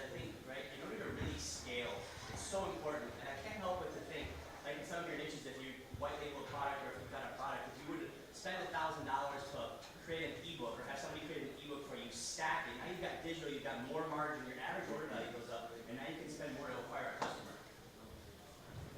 Yeah, so there's a Shopify app, guys. It's called Zipify. I don't even think they're on the actual Shopify app, so you got to go to their website. But basically, what I use them for is, again, just to increase my average order value. But what I like about Zipify, right, it's not an upsell, it's not a cross sell that happens, right when they add something to their cart when they're like about to check out. It's after they've already given you their money, guys. It takes you to a separate page where you can actually have its own upsells, and it's just called a post-purchase upsell. So it's after they've already bought a product, right? So they've already like told you that like they trust you, right? So like they trust you with their money. So they've already purchased something. So it's so much easier to get someone to buy something else, and it's like why not do that right after they just bought something from you when they're already feeling good. Okay, and that's something that I'll use. Like for example, if I'm selling again like shades or something like that, right, for $60, after they've already purchased, entered the cart information, and bought the actual product, it'll take them to a separate page. Okay, and then from there I could upsell them for not even upsell, but again like get this post-purchase upsell for like a bracelet, right? For I could say, oh, it's usually $30, you can get it here for like 20, something like that. And it's just stuff like that that'll actually increase the actual value you get per customer. Yeah, I mean, I use an app called Smart Upsell, but I only get 10 to 20% of people actually taking that. I make, if you're talking about the average order value being increased, I more so do that on the back end once they've already bought with email through Klaviyo. So it's a great app, Klaviyo. I'd recommend it if you guys aren't using it, but that's where you get these free purchases because you already have the customers. So we get a pretty good, if you're making like 30K a month, you can definitely bring back an extra 5 through email. So. You guys can also check out discounted upsell. It's when they buy, like, it'll be a table that's coded into your store that says like buy 2 or more and get 10% off. People do that all the time. And I also upsell different products. So if I have a one product store, which yes, I have a one product store and it works, you could import a similar product and either upsell or downsell depending on the price, and that usually works depending on how similar it is. But yeah, that really works. I mean, basically, what I would say is just ties up everything. Emails, it's amazing because there's no ad spend. You're basically just utilizing the data that you already have to make extra money. Give them little discounts, birthday emails or birthday ads, whatever, those kill it. And really, related items on your store. Let's say you go to a product page, like he's talking about shades, shades, and then below it, there's going to be sunglasses case, whatever. You can bundle. There's so many different ways you can increase your average order value. And it's really just about, those apps, getting the data, and then retargeting people. I kind of want to give you guys the best tip that I could possibly give anyone. Do you guys want that? And hey, actually, Sebastian, we only have a minute left. Let's just go, all 4 of you guys, and give the best tip that you have for Okay, I'll go last because it's the best tip, actually. This one's gonna be controversial. Just because your Facebook ad is not making money doesn't mean it's not a winner. Understanding data, finding the audience, testing the product, that doesn't always mean you're gonna be making a profit right away. So don't think you're failing just because you're not making money. I think the biggest tip that I kind of give right now is to keep everything very simple. I see when I get people to ask me to look at their store and stuff, they have every single freaking scarcity factor, urgency factor on every single product. There's discounts on every single product, and it's not something that'll help you. It really just hurts your conversions and whatnot. And just keep things simple, guys. Even with it's nice too because in this day and age, things are very modern, which means you can be lazy with logos and other stuff like that, which is very very simple. For some of our brands, a logo is just a freaking letter. It's just keeping things very very simple. I guess is my tip. I would say just right off the bat, there's no matter what anybody tells you, there's no secret method or formula to have success with dropshipping or just e-commerce overall. It really comes down just to 3 different things. So the first thing I would say, just teaching yourself. Courses, YouTube videos, whatever. We all have YouTube channels with tens of thousands of subscribers where we just help other people. And then teach yourself, watch videos. Don't go in there blindsided trying to do everything just on your own, having no idea what you're doing. And just product research and product testing. Those are the 2 main variables when it comes to success with dropshipping. If you know how to find products and you know how to test products, then you will make money. If you just go in and pick a bunch of random products you see on AliExpress and you don't know how to test it, then you're going to lose money and not make any at all. So now, I guess Sebastian's... Are you guys ready? Okay, listen up. So, like I said earlier, go on Twitter, go on Instagram, find influencers. If you want to go from 0 to 10K a month within the next 30 days, this is what you do. Go on Twitter, go on Instagram, find influencers. Find a product that's being promoted. Go to AliExpress and verify that it's being bought every single day. There's a back posture product that I saw a month ago. I went on AliExpress, just based off one supplier, it was doing like $25,000 in sales in gross volume, and there was like 100 suppliers. There's easily, the product was doing like $250,000 a day, okay? It's ridiculous to think that you can't take a piece of that pie. Like $250,000 a day, like even if you take 1,000 of it, even if you take like the smallest percentage of it, that's still a lot of money. So verify that something is being sold on AliExpress, sell that product, okay? That's what you have to do. Yeah, the back posture. Well, free product. So. All right, guys. Yeah, okay, last thing here. Last thing, guys, so I can't stress content enough, guys. So, like, I split tested stores, okay? I had one store on AliExpress that was selling, like, these stores sell the exact same shit, okay? Same products in the fashion industry. One store was only using AliExpress supplier photos. The Instagram was just copy and pasted, like, photos that I got from the supplier's webpage, right? And then another store was all content, okay? The AliExpress store was doing $12K a month, okay? That was it. The content store was doing $70K a month, selling the same shit, okay? So just focus on your content. That's the biggest thing that I think I could say right now. Also watch my YouTube videos. Watch their YouTube videos. I have more subscribers, don't watch it. All right, guys, thank you so much. Let's give them a round of applause, everybody.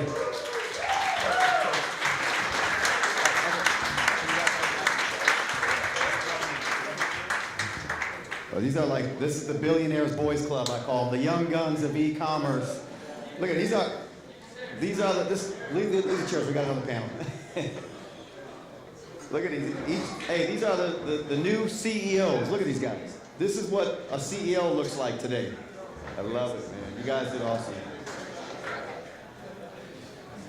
Hey, I just want to make a quick recommendation for those, hold on guys, hold on. For those that paid to be here, which is pretty much everybody, there's one thing that drives me crazy is I see so many people having conversations out in the driveway, in different rooms, and I'm not sure please. I'm not sure why you would pay the kind of money and sacrifice the time and energy, because you could have that conversation via FaceTime once we're done. You know what I mean? But to miss out on some of this stuff, I think it's crazy. And there's some people that brought people with them, and the people that they brought are in here, but they're out there. It's not a good look, and I don't know how else to say it. I'm not the kind of guy that's going to scold people or anything like that. But I think there's a better use of your time, your energy, and your money than having conversations with someone who doesn't have an e-commerce store. You know, that has theory on how to do a lot of stuff. Is that too much? You guys getting that? So, and I'm talking, of course I'm preaching to the choir again. You guys have been sitting here the whole freaking time. Anyway, I'm gonna go out there and scold everybody a little later. Where's Katrina? Katrina, can you come here real quick? We got an announcement before the e-commerce panel. What did I say? Well, hey, you know. Okay guys, so our lunch truck is here, so any vehicle that is parked in this part of the driveway needs to kind of get out so the lunch truck can pull in. So I think there's a couple of them for our, I'm not good with names, just you know if it's your car. Morelli, G-Wagon. If we could move them now though, not in 10 minutes, like now would be great. Okay, thank you so much, just because our food truck's ready to rock and roll and feed us on time today. Also, speaking about lunch, if I could get everybody's attention, like hands up if you can hear me. All right, here we go. This is a big deal about lunch, okay? So I want all my VIP people, lunch, you guys get to go to the food truck first, because you're motherfucking VIP. And so you guys get lunch truck, and then we'll follow in with general admission of it. Okay, cool, good, awesome. Perfect. Okay. All right, guys, this is important. I want to introduce the moderator for this for the crypto panel that we've got coming up, and we've been talking about him all morning. He's my business partner. We've been in business together, man. I guess 20 some years. We own several companies. We've got ownership in a lot of companies. SetJet, which is a private jet deal. We have Miraculum, which you guys got to. When this thing IPOs on the NASDAQ soon, you're definitely going to want to buy some of that stock. It's an amazing fire suppression company. All this, matter of fact, most of this is Josh's ideas. I just follow along, and then that he'll make me a CEO of a company and I never show up and someone else does the operations and then he calls me and tells me how good, the checks look. But we have a company called Medipure, which is a pharmaceutical cannabis company that's coming out on the NASDAQ within the next 4 or 5 months. You'll see that. And it's not, you won't get high, you'll never get high off that plate, but it's we're creating drugs to curb the opioid crisis, prescription type drugs for psoriasis, big category. It's going to be a multi-billion-dollar deal. You guys will be the first to hear about a lot of these deals that we're have in play that are coming. Together we built a $200 million a year skincare company, which we both took our exits and provided some extra additional freedom for us. But he's a brilliant business mind. He's great at, they say that a great communicator takes something complex and makes it simple. And that's what he's really good at. He's great at taking something, a complex problem and making it simple. We also own together a company called Blockchain Funding, where we invest in blockchain technologies, and we also own another company called Masternodes Partners, which is the masternodes behind the crypto. So maybe you can talk a little bit about that. But please welcome to the stage one of the most brilliant entrepreneurs you'll ever meet, the biggest heart you'll ever see, Mr. Joshua Denny.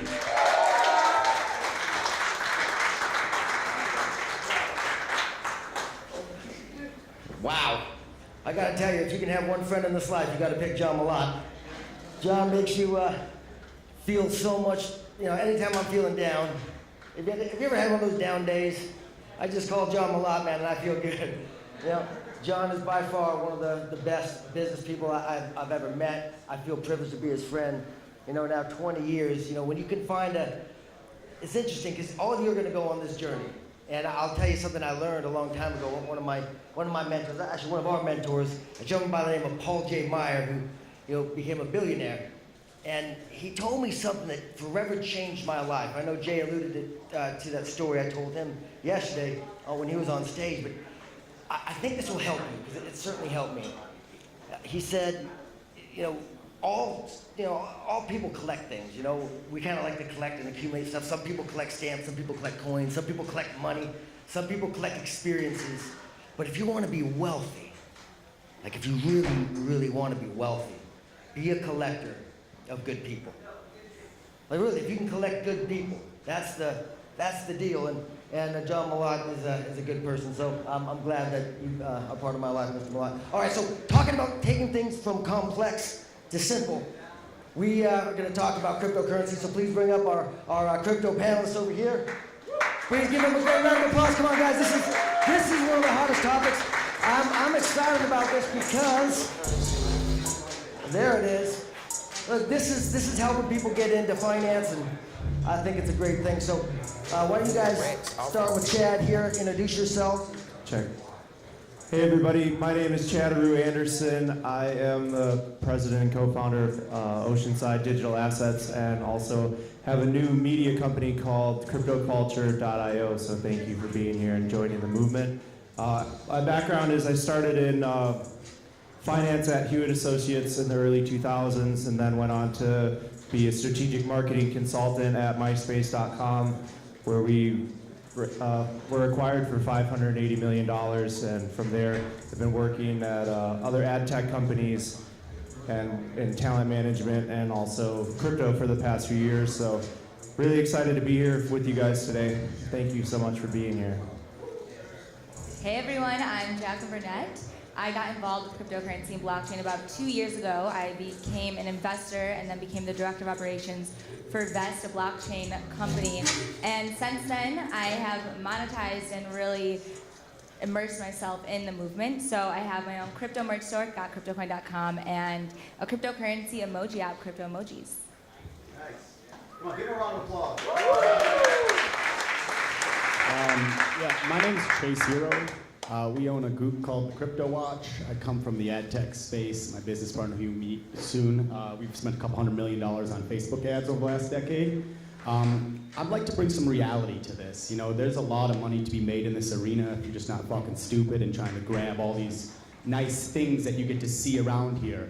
But if you stay focused, like that's what we're trying to teach, focus, being tacticians of the space, and the byproducts will be this beautiful stuff that you see all around. So we're teaching focus. I hope it helps. I love that. That's awesome, man. So I also have a group as well. So I'm the CEO of Snipers Tube and Traders Profit Club. And we have 26,000 students, and we're looking to scale that to 100,000 students by the end of next year. And we teach cryptocurrencies, we teach trading, and we teach how to take advantage of this window of opportunity in time that's not going to be here 1, 2, 3 years from now. And there's a huge opportunity in cryptocurrencies, and as long as you know how to take advantage of it and the way to do it, and you're taught correctly, then there's a very lucrative area there for you. Yeah. So let me ask you, how would you get started? For a lot of people out here that aren't involved in crypto, I think that was one of the, when I started getting, how would you do it? How would someone get started in that arena right now? Don't ask your friends. I'm sure, who here's lost money in cryptocurrency? Who here's never touched it? Okay, I like this. This is good. This is good. I love the honesty. It's a beautiful thing. So, first and foremost, education is key. Cryptocurrency is nothing more than another vehicle or asset that you should be using for investment purpose, education purpose. But really, my focus, if you want to learn right now, get off your ass and put $25 fucking into it. I look at it like a gym membership. When it's free, you never go. When that thing rebuilds your card, you get your ass in the gym. Same thing. I want you to hyper-inflate your growth, your information gathering, and by doing that, when you have money in the game, you're a lot more privy to jump into stuff like that and be smart and educated in that field. So my biggest thing is don't follow the hype. Everybody wants to make huge money. We can make this statement. We turn $400K to $40 million. But steps, little bitty steps. I've never invested in more than 5 coins in my whole life. I trade Bitcoin, that's it. I've studied macro movements and human psychology. You can pretty much beat any arena if you do that. I know a lot of you guys, who here is in e-com or running products? Very similar arena. It's just another vessel that if you're educated, you'll do really well. But there's a lot of bullshit and there's a lot of hype and there's a lot of people who are out there to get you because it's easy and not illegal. So just be smart. Take it really slow. I mean, listen, we watch it go from 20,000, right? Who all prayed for it to come down because you missed like the 6K. Well, it's here. So if you're educated, you're smart, you now have the ability to jump in where a bunch of other people did. And let me leave with this one last thing. Bitcoin's not fucking going anywhere. If you don't understand free trading markets, get educated. Our inflations, the way things are going right now with PBs in the stock market is insane. And why is that happening? Because we need more vehicles that will build assets to create new money. So we did it with swaps and derivatives, but they're very convoluted, very complicated. And now we have the ability with Bitcoin to build a whole new vessel. And mark my fucking words, it will happen. You can quote me on that. I got no question that it's gonna go that way. So just be smart, do it like you do anything. Small tactical moves, and I promise you'll be just fine. Great, round of applause for that. Go ahead, you want to add to that? Yeah, I mean, I think if you're starting, I mean, that's a good place to start. It's like anything else. You have to start somewhere. I think the biggest mistake that people usually make starting off is the fact that they don't understand the sphere and they come into it and they want to make money and they get emotional. And people that get emotional, see, we're the ones taking the money from you.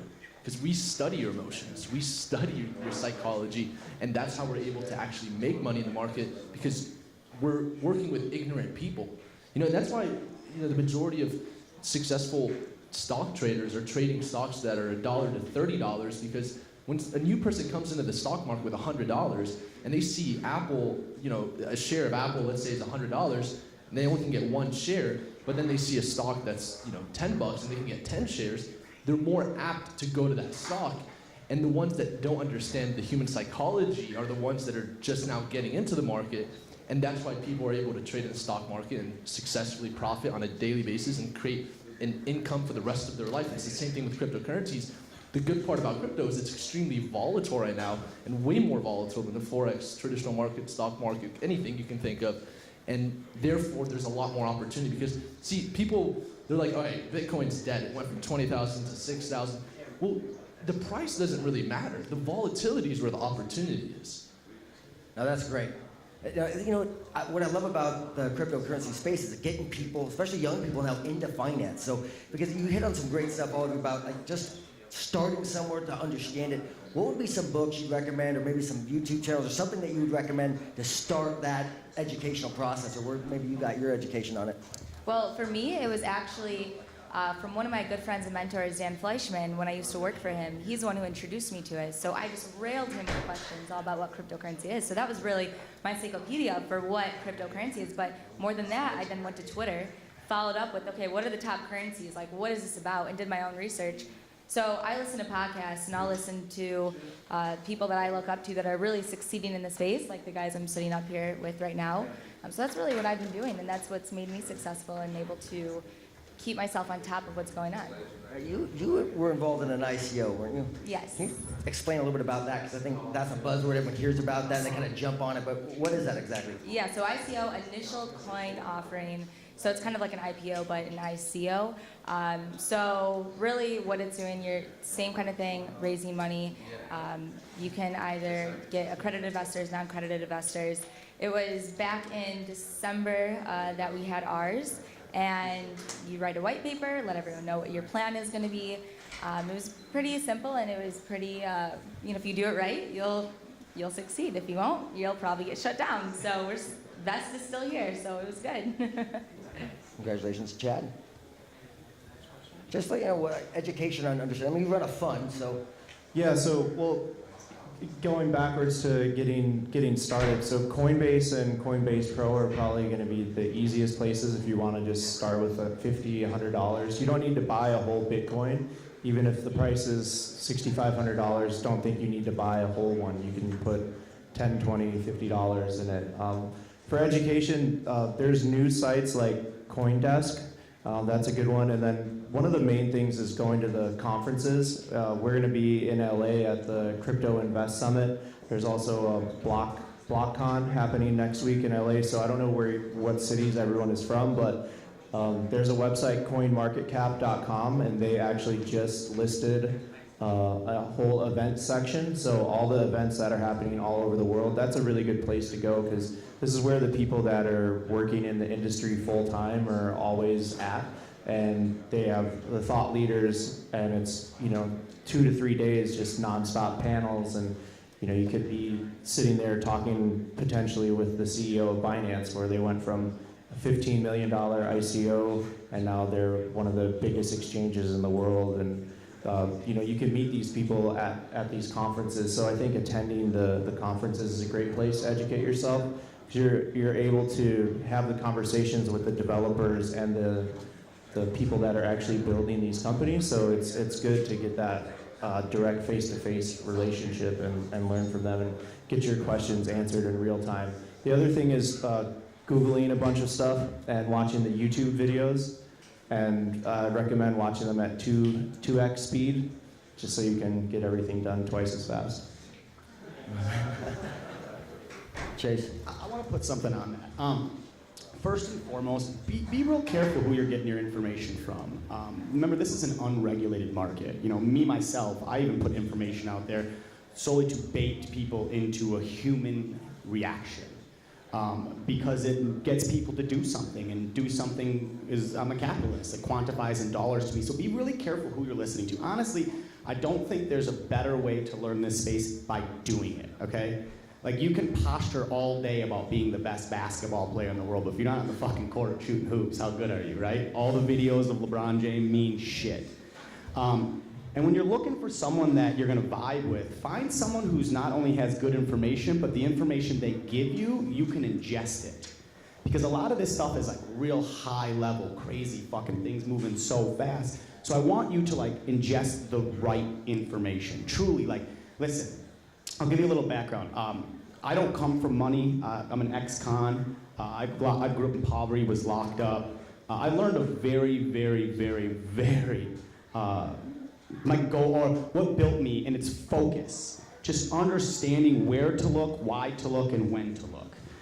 Don't get caught up in a million other things. Just focus on one thing. There's no skill set that is required to become successful in any arena other than fucking focus. Everything else is a byproduct of focus. So just be real careful. Like, you know, like a lot of young cats in here, and I don't want to see you guys become the other side of my shorts more than anything. So be educated, be smart. Make sure the people you're around with know what they're talking about. If your aunt just borrowed $50 fucking from you and then is trying to give you crypto advice, what do you think the response to that is? You know, and that's how it happened. I mean, this is why you saw this epidemic, because it was like, ooh, let's all get rich. Let me explain something. There's no such thing as a get-rich-quick scheme, ever. Does it happen sometimes? Sure. But you want to be rich? You want to have all the dope shit? Show up every single day. Do one little tiny thing every single day, and that thing will compound and masticize into an amazing arena of success that you'll look back and be like, holy shit. And crypto's not here for you to get a job unless you're building an ICO, you're building a brand. It's an investment vehicle. It's no different than a derivative or a stock. So treat it that way. Use the money you have that you can give out. You know, like I always say this, people don't know how to start investing. Here's the easiest way. Don't be a shithead this month. Don't go to the bar. Don't go out with your friends. Put that money in something. Because in a year, you get to laugh back. Take all your friends on vacation because you made money. That's the difference here. And in everything you're going to be taught up here, from any of these people, from e-com to crypto to real estate, they're all successes in their own ways, but I guarantee you, if we broke it down, focus, finite actions, little movements every single day in that direction changes everything. I always say this, if we all go to bed in the same room, okay, and you sleep for 10 hours, and every minute I make one step while you sleep, by the time you get up, you'll never fucking see me. Those little steps add up so much. It's when people try to be like, I want $1 million. How about you make $1 more than you have right now, and then $2 more? So that's what we try to educate people with. You come to our group, it's not, you know, it's not about crypto or business, it's about a family, it's a community. You know, with the internet and the way things are nowadays, no one treats people good anymore. They're all shitheads, they all do things for their own good, because they're hiding behind a screen. So, if you come fuck with our family, you're gonna see one thing true, and true is we care about everybody. Because I truly want people to be successful, because I truly believe if a fuck shit like me can do it, y'all should punch yourselves in the face for not being able to do it, all right? Like, that's the realest shit. So wake up, or watch people do it and just sit back and complain, you know? Simple as that.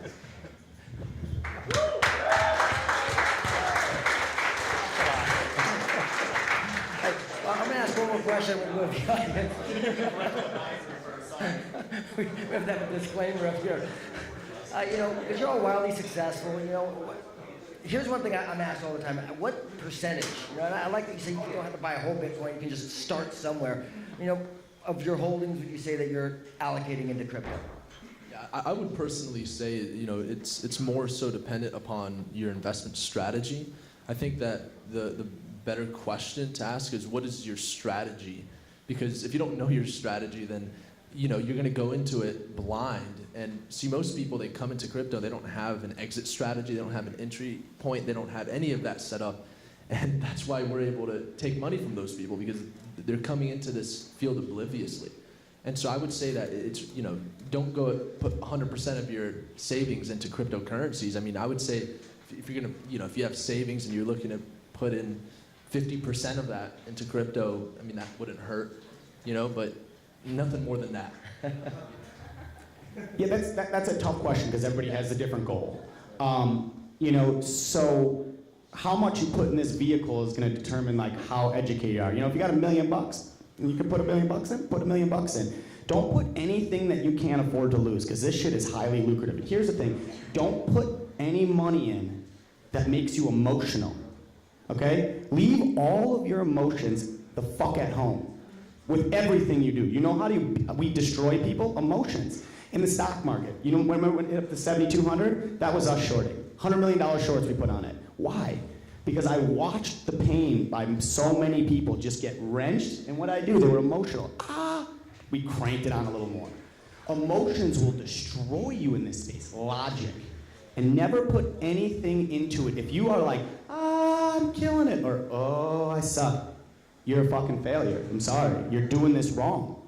All of it. So I can't preach enough to just be smart. The fact you're sitting in this room, the fact that Most of you guys are half my age, and I'm not that fucking old. You are so ahead of the game. Like, seriously, take this stuff, ingest it. Don't let the hype from today make you great for 7 days. Let the information from today make you great forever. That's the real flow here. And do that and ask us questions. All right, so I feel like I'm on a high chair here. My own short self's gonna jump down. I like that. Can't even reach the pedal.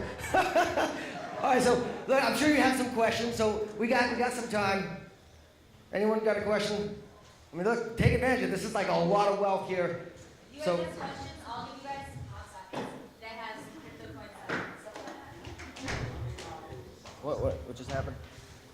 Just to answer the last one that you had. That's cool. Okay. So if you guys aren't comfortable with just setting the money on fire and watching it burn because you're a pyromaniac, that's probably like too much. So it's like I generally tell people, if you have like an investment portfolio, which is money that you just have just for investments, you can start with 10, 15%, maybe 20%.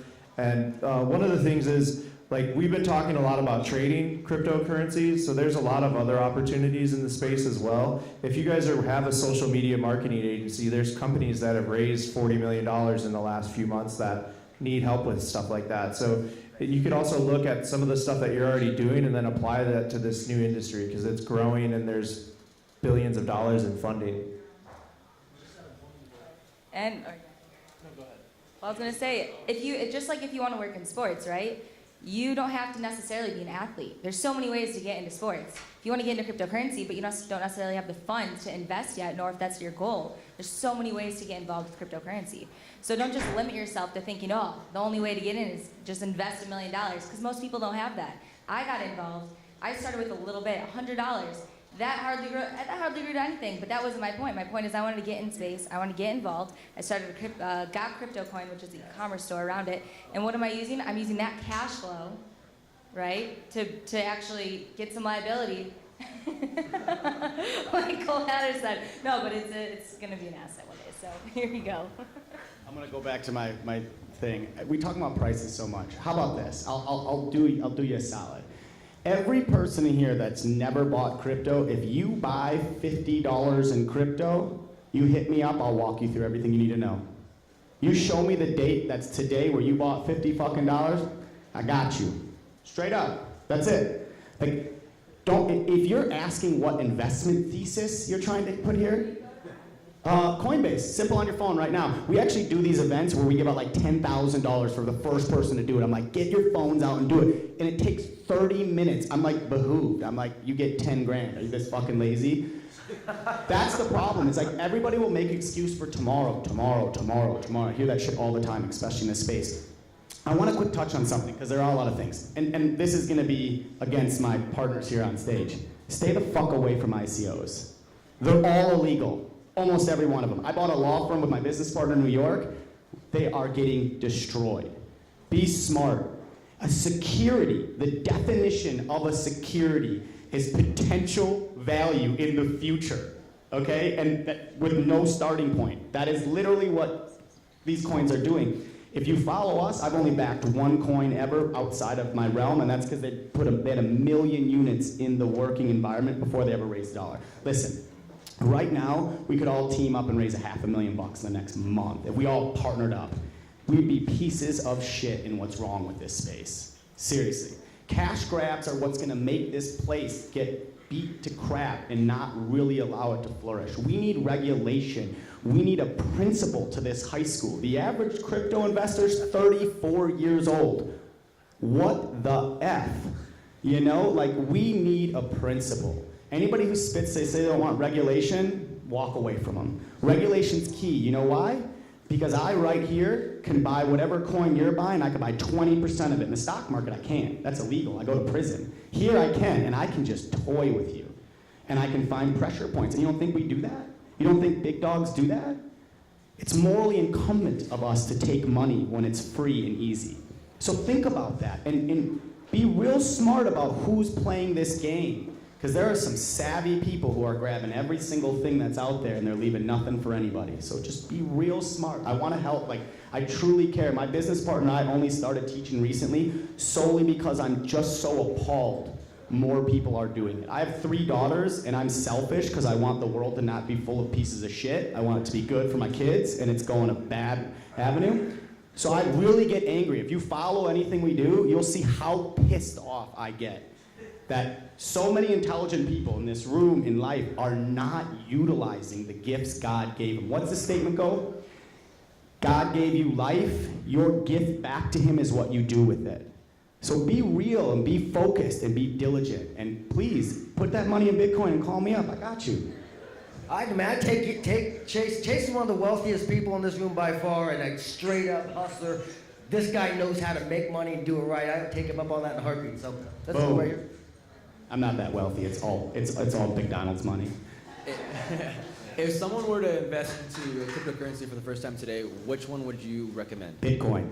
Bitcoin, Bitcoin, Bitcoin, Bitcoin, Bitcoin. Go. No, but let me give you a reason why. First off, you want my thesis of where I think this is going? These are new age derivatives. People ask me what I think a Bitcoin's gonna be worth. $700 million a coin. What? You're like, whoa, you're fucking crazy. No, do macroeconomics and scarcity model. That's like, will it be Bitcoin? I don't know. It could be some other coin. But I truly, in my heart of heart, studying financial markets as long as I have, I truly believe this is just a new age derivative. That's it. And instead of it being traded by huge conglomerates at like 200 to 1, it's gonna be traded with you versus me and you versus them, and it's gonna be beautiful. And it's gonna create a multi-trillion-dollar industry. And if you think I'm wrong, you don't understand economics, because greed wins always. And those wealthy, rich, white old boys that are killing the game, they got their hands in this. Bank of America is the #1 owner of cryptocurrency outside of the big guys. So one thing to add to that, TD Ameritrade is partnering with an exchange, IrisX, and they're one of the biggest derivatives exchanges. So there's like a ton of huge companies. Walmart is going to be having all their producers for anyone that provides produce to Walmart. All their stuff is going to have to be on the blockchain. Microsoft has their Azure technology, which is like a cloud-based stuff. Everyone is really jumping into the space. IBM is making huge strides in making stuff happen. So some of the largest companies in the world and some of the smartest companies are all getting into the space. So if you follow their money, like Chase says this often, follow the big money, follow what the big guys are doing, you can ride that wave. And yeah, Bitcoin is definitely the one to buy. Yeah, don't hate the man either. A lot of people in this Bitcoin world are like revolutionary people. You know, like they're cyberpunks and they want the man to suffer. I can tell you right now, the man's not suffering, nor will he ever. So get in line with that. Be educated by these people. They're handing you the path that you need to take to everything that you want. Just follow it. It's very hard for men and women because we all hold our own chutzpah, and we don't want to listen to someone else teach us something. But be very, very, very smart in the fact that this is all happening. And here's how I know it. What was the global vessel for money for the longest time? Bingo. And what happened? The dollar is the derivative of gold. There wasn't enough. They wanted to change the control. They wanted to float all around. And what happened? Gold's still here. The dollar's not going anywhere. But it's a whole new vehicle that can trade over the top of it because we ran out of gold. Like, there's not enough of it. The same thing's happening. And you know, my thesis is always based off people. If you watch the population charts over the last 40 years, they go like this into the last 5. And it goes like this. So this is why crypto's here. It's to guarantee that not the wealthy get wealthier. It's so that the dude working at McDonald's gets fucking paid. Like, people don't look at the logic there. That is that's a ticking time bomb waiting to happen. So be smart and stop hating the rich, because they're gonna be rich no matter what. I always say this, if you took all the money and you give, every person would take about $100,000. Who here thinks that would change anything? God, I love this fucking room. Exactly, it's changing nothing, because what happens? That money's gonna go right back to the wealthy people, because people who are wealthy and they have these things that you love, they don't care about money. They care about solving problems and creating value, and then all of a sudden, the byproduct of those things, is all of the shit that you want. So please, please, please be focused, hyper focused, or just give me your money in the back, I'll take it, because I'll get it later.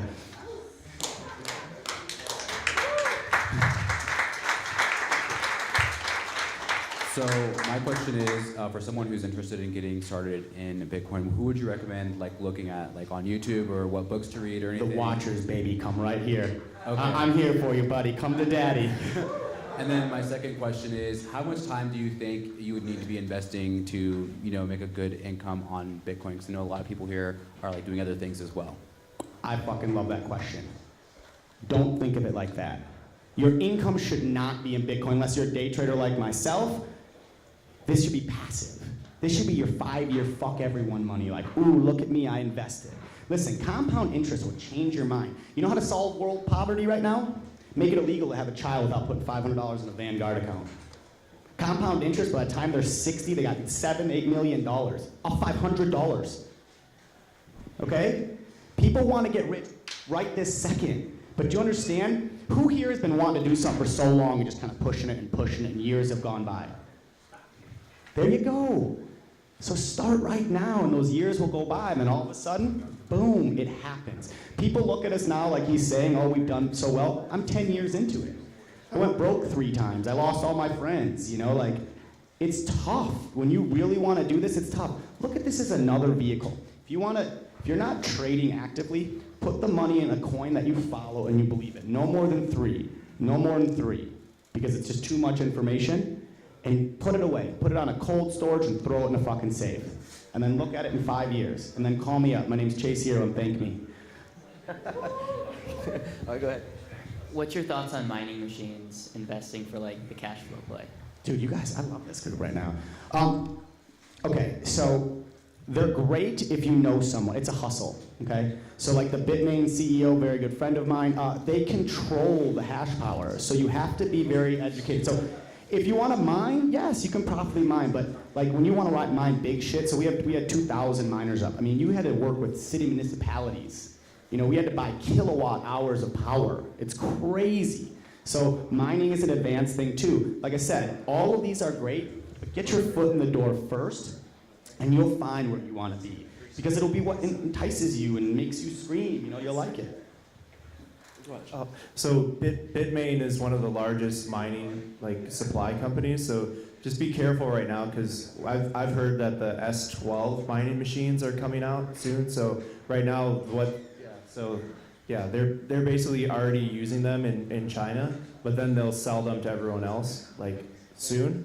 But you only have access to the S9s right now. So mining is something that if you're doing it on a small scale, you think I'm gonna spend some money and do 1 or 2 machines. It's really, really hard to compete with these companies that have thousands and thousands. So one of the things that I think is the easiest way for everyone in this room is just put in a little bit of money right now, and if you don't want to really become super involved in it, don't worry about it. Just like Chase said, 5-10 years from now, when it's worth way more, you'll be like, oh man, I'm really glad I kind of it's like set it and forget it. You don't need to become a trader or start a company or do any of this other stuff. You can just literally put in a little bit of money now and then wait. Just let time do its thing. And I think so. The thing that I want to touch on that will help a lot of people is the fact that when it comes to cryptocurrencies and this whole market, there's so many different aspects of this market that you can approach this market with. You can approach it with a day trading mindset. You can approach it with an investor's mindset. You can come into it to mine, right? Which almost acts as a hedge to trading. And like Chad said, you have to, the issue with mining right now is scaling. You've got, it's same thing with the marijuana industry. You've got all these outdoor farms just, they're bringing the cost so low, and it's so hard for these smaller businesses to stay up. And it's the same thing with mining. So, I think knowing where you want to go with cryptocurrencies is the most important part before you take the first step. Because, I had a buddy of mine invest $10,000. As soon as it hit 19,000, and then when it dropped and his money was gone, he was calling me, calling all of anyone talking about Bitcoin, saying, "Dude, what happened to my money? Why is this going down?" I'm like, "Why are you calling me? This isn't my fault." Number one, number two, why don't you set up a stop loss? if you didn't want your money gone, like, what's your risk tolerance? You didn't have a risk strategy. You didn't have a risk management strategy. I mean, well, you obviously came in oblivious and you lost your money and you didn't do it right. So, you know, you have to be educated. So I'm actually what I'm doing personally, I'm launching a platform called Traders Profit Club November 1st. And if any of you guys want that platform for free, lifetime, just message me, DM me on Instagram. I'll get you guys that platform. We're gonna be doing 200 hours we already have all the scripts written for the video courses, and it's everything in cryptocurrencies. Mining, cloud mining, home mining, storage, cold storage. You know, every single aspect is gonna be covered because there's no place for you to get that right now. So we're gonna be launching that November 1st, which I'm excited about. So that's tradersprofitclub.com. And then if you guys want a membership to that, just hit me up on Instagram, free. I'm not, you know, yeah.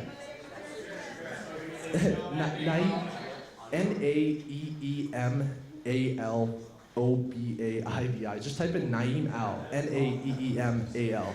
Hey guys, we'll send it out, and then these guys are gonna be here all day. We got a few more minutes. I just definitely want to hear. The main thing. Oh yeah, do you want to ask a question? Yeah, just this is all new. What about the tax implications on some of this stuff? Somebody puts it a little bit, explodes over here in crypto land. You know, I don't want to get y'all in trouble for the answers either. Oh, I live in the Caribbean, baby. 4% income tax. So I'll say it all day long. Wow. Yeah, actually, believe it or not, the tax area is very interesting right now because they consider it property, which is weird. So it's like vehicles. So it's tough. So again, if you're a trader, you need to be real smart on this. Long term, just like another security or investment, you know, you're going to have your capital gains, short, long, depending on what you do. You are taxed the second you move out of Bitcoin, even into another coin. Doesn't matter. Because they don't consider them like vehicles, which is bizarre. It soon will change. But again, I'm not the best tax guy. I pay 4% income tax. Be smart. That's a U.S. program. Everybody should be doing that half the year in the Caribbean. Just be prepared. The number one thing is be prepared, do your research, always keep up on what the regulations are. So that way, when time does happen, because there are going to be heavy taxes, no matter what, there's going to be taxes with it, just like you said when you pull it out. Even while you're holding it, there's still going to be taxes. I just learned that. I was given tokens, and from those tokens, I'm going to be taxed on them without even taking them out. So it's just having the knowledge and making sure you're prepared the right way and taking the right action plans and fixing that up because... Seriously, think about what this is. What would that mean? They're making the most money. Right. People get taxes to make more money. But stop complaining, just make more. You know? You're lucky. You're lucky. So guys, real quick, just so wrap up. These guys are gonna be here throughout lunch. Get around them, get their information, network. This is gold right here. So just final thoughts, real quick, and like, you know, I know it's hard because we all have lots to say, but just like a minute. Yeah, so, well, first off, hopefully you guys got a lot of value off this. Thank you so much. We're out here build your empire. So one of the things that I'm doing is with cryptoculture.io, we're basically documenting the road to mass adoption. There's rooms like this that are happening all over the world where people are learning more and more about this stuff. And so basically what I'm doing is documenting the stuff, talking to different influencers, celebrities, industry leaders. I've done interviews with Gary Vaynerchuk and Andy Frisella and Mr. Brainwash and DJ Ski and all these different people, getting their perspective on what they think we need for mass adoption. So I'd love to talk to some of you guys and hear what your thoughts are, like what are some of the pain points that you're going through and as far as like getting started or what applications you'd like to see. Because basically we're building a whole new internet and it's on the blockchain technology. So I'm really a big believer in this stuff. That's why you see me around with my camera filming content and all this stuff. So continue to have the conversation. I really look forward to speaking to you guys about this more. Blockchain and cryptocurrency are literally revolutionizing the way that we use money, the way that we operate, and the way that our businesses are built. They're changing the way businesses are built right now. For example, a piece of fruit, we talked about this before, but a piece of fruit you can literally track. It adds you can track a piece of fruit of where it goes just by the sticker, right? Because it's adding transparency of where everything has been. More than over, there's the medical industry. Now you can look at patient data and actually be able to see all of the history of that patient. It's allowing better consumer patient data operations. So there's so many ways that blockchain and cryptocurrency, besides just the big king, Bitcoin, is taking over, but I really stress enough, just do your research and get involved and you'll learn what the great thing is about it. I just want to kind of, so I advise about 7 blockchain companies specifically, and so I have an inside view of what's happening in the operations side, what their struggles are, what the challenges are, and a lot of them have challenges. I've seen companies go bankrupt with $10 million after 9 months, just spending it, obliviously, and I think it's like any other company. If you don't know what to do with the money, then you're going to go bankrupt. So, we'll see 90% of these companies go away in the next 5 to 10 years. And so knowing that, you have to be very, very specific with where you put your focus. So one interesting aspect that I'm realizing is with all of these companies, the ones that are really moving forward are the ones that are benefiting from the token economic model. Because token economics weren't around decades ago. Token economics is a new form of economics. It's a whole, just like, Chase has been talking about, this is just like derivatives. It's just like what's already been around. It's just new. It's something on top of it. And so there's so many places that you could study. There's so many places that you could, dive into in this sphere. And it's just a matter of where you want to put your focus, because your focus is key. Thank you. I got the look. I won't even close with crypto stuff. I'm gonna close with something a little different. Listen, show up, be a good human being. Everything kind of comes for those people. I know it sounds kind of mundane and stupid, but meet the people around you, turn around, say hi. Ask your friend how their mom's doing when they're sick. Be a human fucking being. I promise you those are the basis of becoming successful. That's it. Now give these good human beings an amazing round of applause. Thank you guys so much. See you at lunchtime. Get their information. All right. Wrap us up, the one and only, Mr. John Malott. Guys, don't go anywhere. Don't go All right, anywhere. guys. We got one more. Hang tight. Hold on, guys. Two more for lunch. Hold on. 2 more before lunch. Hey guys, tell them outside that we're still going in here. If you'd let them know. They don't want to miss it. We have two powerhouses you do not want to miss. I promise you these next 2 would be worth the cost of admission alone. So come on in. Hey guys, I don't know if you've noticed, but the common theme here today seems to be, you don't have to be great to start, but you've got to start to be great. And I keep hearing it over and over when you hear these success stories of people that got started. They did something, they made a decision, they moved forward, they planted their flag, and they went after it. So it doesn't take a rocket scientist to do this stuff, but it takes some tenacity, it takes some persistence, it takes us making that decision to make it happen.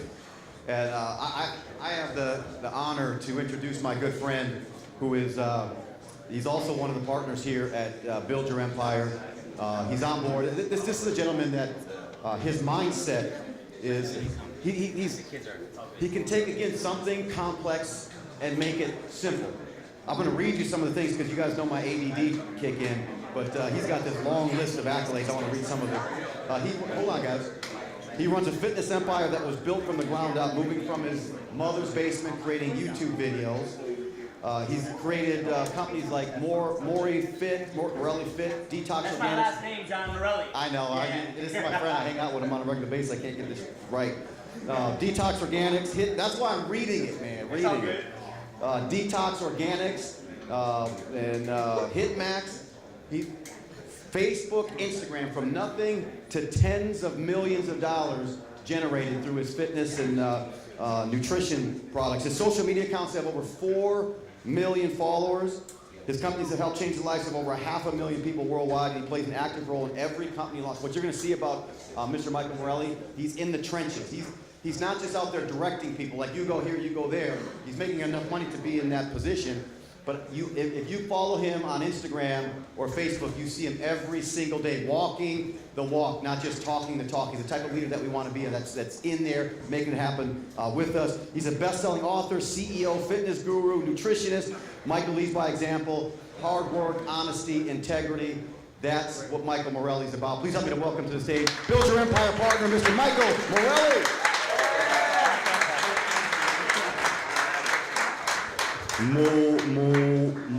It's Morelli Fit. We got it. So how many of you guys, girls, guys, want to be jacked? I'm just curious. All right, awesome. We're going to talk about macros for the next 30 minutes. You're going to feel like shit eating that out there. No, I'm just kidding.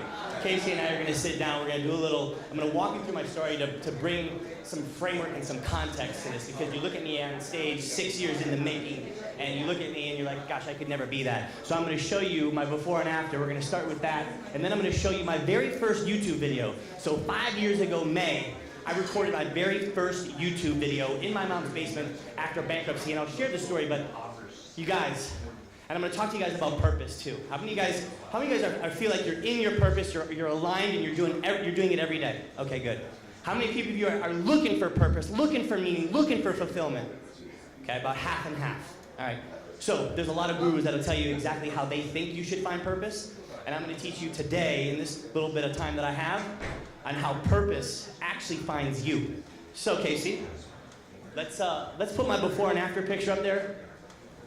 So that picture on the right-hand side is me 6 years ago. I'm at a pool party in LA. I'm not sure if I was on ecstasy or if I was on cocaine or if I was smoking or if it was opiates. I definitely was drinking alcohol. That's 6 years ago. I drew a line in the sand about, I don't know, maybe 30 days, 60 days after that, because I was carrying 2 bags of groceries up 2 flights of stairs. I was winded and out of breath, and I said, something has got to change. And so I started sifting online, looking at information, low-fat or low-carb diet, high-carb, Atkins, there's paleo, there's vegan, I mean, there's everything, right? So what do you do? What do you choose? Paleo seemed the most logical to me. So I started doing paleo, eating whole foods from as close to nature as possible. How many people think that makes sense? If you can hunt it, pick it, gather it, it might be good for you, right? I don't know where you can go and find a Dorito, but you're not gonna pick it off of a bush, all right? So, slowly, I started changing. Then at that time, 1,000 square foot apartment, as I was going through bankruptcy, I was doing something called high intensity interval training every other day. I didn't complicate it, I was doing renegade rows and burpees. How many of you guys know those exercises, right? Just basic stuff.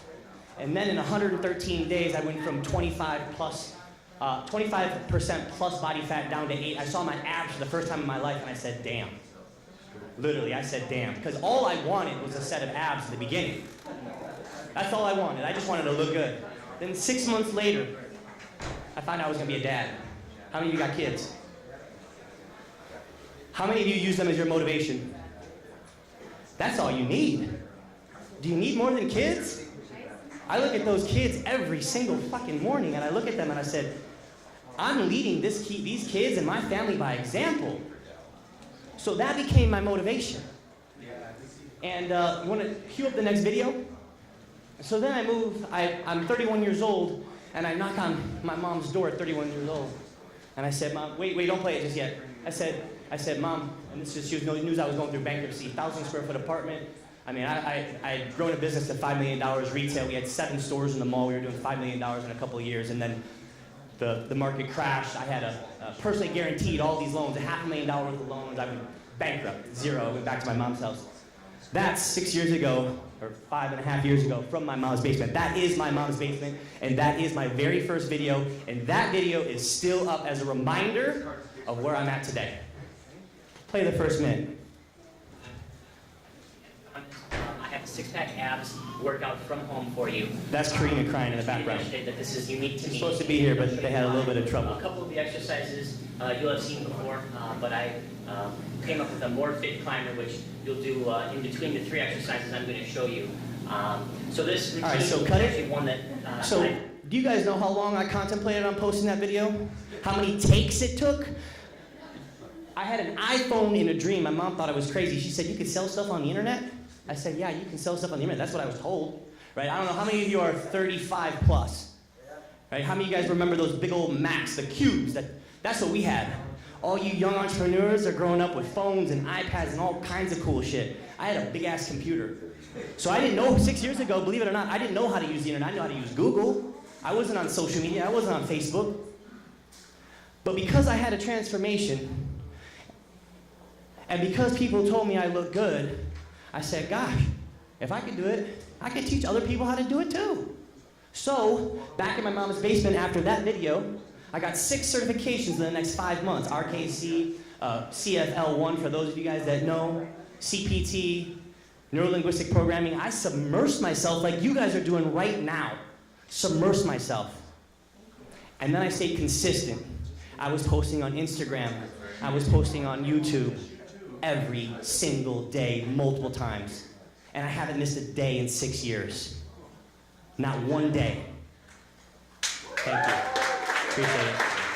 So 3 things, and I'm going to talk to you guys a little bit about health, and we're going to get into social media. We'll do a Q&A. I've got some gifts. I've got, I wrote a book. What was it? Freddie. Freddie keeps me on track. That's my right-hand man. Freddie, how long did I write this book? Was it a year ago or 2 years ago? 2 years ago, I wrote this book, bestseller on Amazon, and then created a bunch of products, which we'll get into. I can teach you guys how to create products, programs, and services. That's what I do, and that's what I'm going to do for Build Your Empire. Okay. So I just wanted to frame it so you guys aren't looking at a guy that's buff and you say, gosh, I could never be him. Because I wasn't him. I became him. And Caleb Maddox ripped this apart, didn't he? Round of applause for Caleb. 16 years old. I was telling John at 16 years old, I had my dad bought me a Mitsubishi Eclipse. And I spent $3,000 on a chameleon paint job. I took the door handles off. The thing opened on its own. I had sound system, and I was just running around chasing girls at 16. This kid's talking on Tony Robbins' stage. Shit. All right. So yeah, let's get into it. So first off, Michael, for everyone that's in the crowd right now, we met, I think, middle of August when we came out here for the first time to Arizona. I've never been to Arizona, and my business partners, John and Josh, were always bringing up this man, Michael Morelli. And we started following each other on social media, connecting, and once we met, I knew he was the real deal, so it's a pleasure to have you out here, man. I appreciate you, brother. As you know, you inspire me, young hustler. Thank you. Yes, Yep. I want to get into it because I know we have a lot of stuff to talk about, Q&A, social media, fitness, a lot of stuff. But I want to kind of go in depth on your story and touch on a little bit more. Just from the standpoint of everyone in here, when you were 6 years ago, starting out your journey, what was your looking for? Did you plan on coming out with products, writing books? Like, what was your mission statement about what were you going to do from that 6 years ago video in the basement room? Yeah, so great question, and let's frame it even more, right? So just so you guys know, for an entire decade, I was under the influence. From 20 to 30, 31, I was under the influence. I was doing something, whether it was alcohol, cocaine, marijuana, opiates, ecstasy. That was my decade. I lost a decade doing that. So then I get into this and I have a personal transformation, and then I get credible, and I said, gosh, I could start teaching people how to do this. And for 1 year, for the entire first year, I had nothing to sell. I just gave away a book called Fast Start, Fat Loss. And we put 300,000 people on an email list in a year using Instagram. This is when Instagram first hit. How many of you are building an email or an SMS list? Okay? Important. This is what we're going to do next. You guys are going to see our lead magnet. We're going to create a lead magnet. How many of you guys signed up with Tristan to do the $99 a month Underground Empires? Everybody, awesome, yes. Everybody in this room better be in that group. I'm heading it up. The content's going to be crazy. He's going to be posting every single day. I'm going to be posting. The value is going to be insane. But the reason why I say that is we're going to build a lead magnet, and we're going to take you through that entire process, because if you're not building a list off of Instagram or Facebook, man, then you're subject to the algorithm, right? I can reach 500,000 people at any given moment, whether the algorithm shifts or not. I push a button, I can reach 100,000 people via SMS, and I can reach 500,000 people via email. Super important. If you guys are not doing that, it's important to create a lead magnet and start taking that traffic off of Instagram. And that's what we're going to do, and we're going to do it, and we're going to do it transparently, and we're going to teach you guys how to do it. So if you're in that group, the $99 a month, you will learn how to do this. So one quick thing. So when I was talking about purpose finding you, I knew nothing about fitness 6 years ago. I knew absolutely nothing. I didn't know macros. I didn't know how much protein I should consume. I didn't know bench press. I didn't know anything. So for 6 years, I learned fitness and I learned internet marketing. And my purpose found me. How did it find me? It found me because of a personal transformation that I decided to have. Purpose is not waiting for you at home on the couch watching Netflix. Purpose is waiting for you through experiences. The more experiences you have, the closer you're going to get to your purpose. Go out and have more experiences. Go do more of these. Stay close to us. That's how you're going to win. So I want to touch on that because in regards to fitness and social media, when did you, I would say, dive into the social atmosphere? As you all know, he has over 4 million followers across multiple different pages on Instagram, and like you said, email lists over 500,000. when was the pivot to actually sell products, build that list, and actually take social seriously? Because I know that you said that way when it first popped off, he caught it and really crushed it. And if you don't follow him, make sure to check out all this stuff. But when did you actually take social media seriously? You do this a little bit, don't you? Around 85 times so far. I love the question. Okay, so after I gave away, because we were talking yesterday, right? People want to sell, we want to make money, but we're not giving value to our community, and so people don't know, like, and trust us, and if they don't know, like, and trust us, they're certainly not going to buy from us, right? So you have to establish that relationship. You have to give. So for a year, I gave a guide, an ebook that transformed lives. It transformed lives, and I used those testimonials, guess where? In my marketing. As soon as I dropped my first product, which was called Hit Max, which was the exercises I was doing 2 years prior in my apartment, and I didn't know what HIT was, I created a program called Hit Max, right? Burn fat, not time. How many people want to burn fat and not time? Good, all right. It's $29.99, hitmax.com. No, I'm just kidding. Would you believe me? I said in the first 12 months, we sold 150,000 copies using Instagram only. 150,000 copies at $30. That was how I got in. Then from there, I created custom meal plans. We did 100,000 of those in the last 3 years at $100, $150 a pop, by hand. We hand do these things. So you fill out a questionnaire, you work with our nutritionist, and we cater exactly to your goals, the foods you love, body type, weight, etc. Then that catapulted me, and now I've got 2 supplement companies, which we'll talk about in a little bit. But after a year and building that list, and seeing the engagement, people were commenting, they're asking questions, I knew it was a perfect time to launch the product. Totally. So real quick before we get into supplements, everything business-wise, social media now, obviously that was back then. Where's your head now? You have something established, you have millions of followers, you're selling hundreds of thousands of products. Where do you look at social now? How are you looking at it? Because I know a lot of people in here, they're starting, but then there's a other half that are crushing it. They want to know the current strategies when it comes to selling products. So where is the atmosphere of social now, and how are you looking at it? Yeah, so the landscape's changed drastically, right? I used to buy shout-outs to grow my pages. We still do, but the growth just isn't there. In my opinion, and you guys, at your age, you guys can do this. I'm not saying that I can't do it either, but I'm 37, I got a family, I like to be home with them. Collaborations, you know, hit people up on the DM, but here's the key, right? Add value to them so that they want to collaborate with you. And I think that you can talk about that, right? How much value have you been adding to these other, you know, heavy influencers' lives? And that's why they bring you in. They know, like, and trust you. So collaborations by far. Obviously, there's other schemes and stuff that if you hit me up, or we can talk, you can ask questions later, or you can hit me up. But I think collaborations right now are 1,000% where it's at. And I was talking to Melissa yesterday. Melissa wants to grow her YouTube channel. And she said, you know, people just aren't going over there. And it's tough to take somebody from one platform to the other. Think about it. They're on Instagram and they're scrolling and they're having a good time and they're seeing it. They don't want to go to another platform. They're there because they want to be there. So if you're going to do something like YouTube, and I told Melissa, I said, get a lead magnet, which is something that we're going to show you. Get a lead magnet, and you have to be able to, this is a lead magnet that people should want to give you $100 for, right? $100 for. It should be something that you can sell for $100. Digital preferably. Create a lead magnet, drive Facebook traffic, inexpensive Facebook traffic to the lead magnet, build your email list, get to know those people on your email list because you're feeding them content regularly every single week.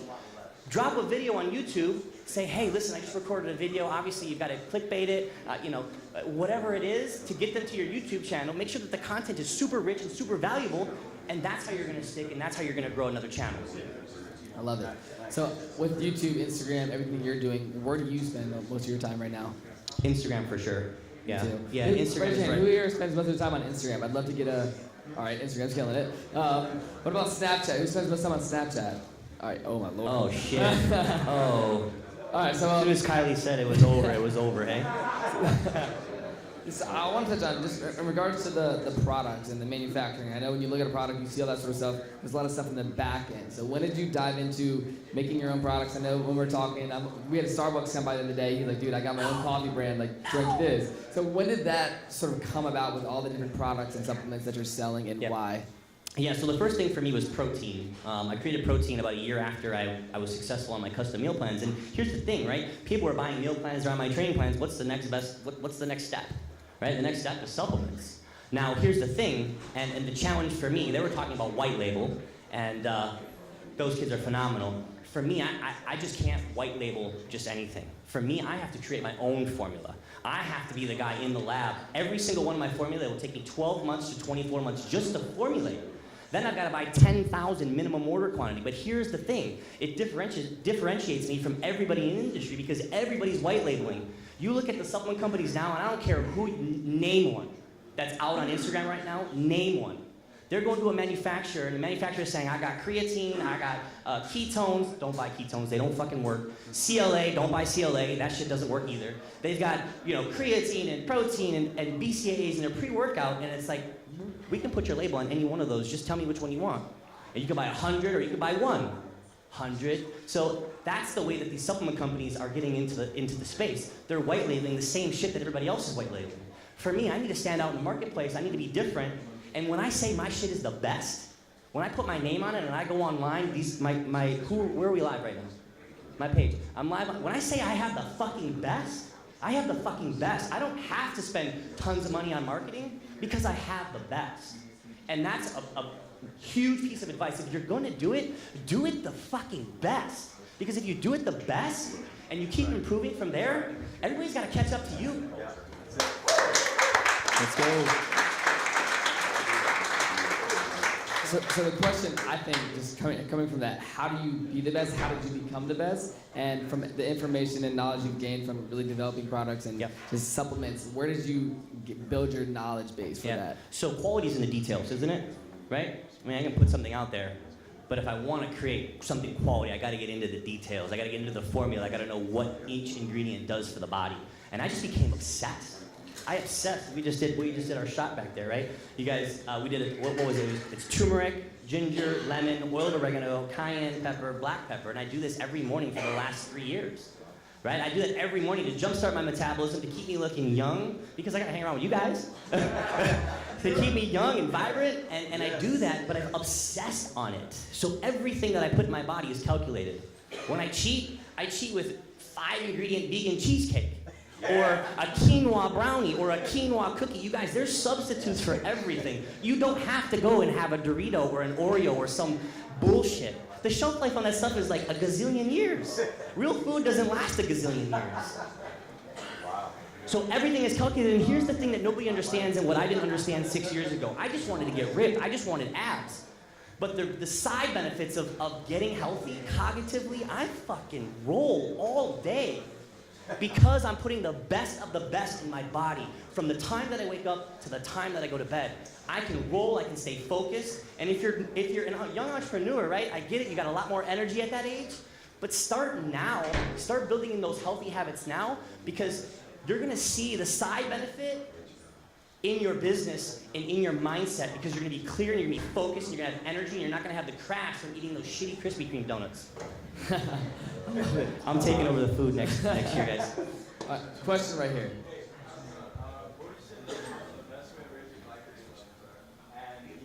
Why do you want to raise your glycogen levels?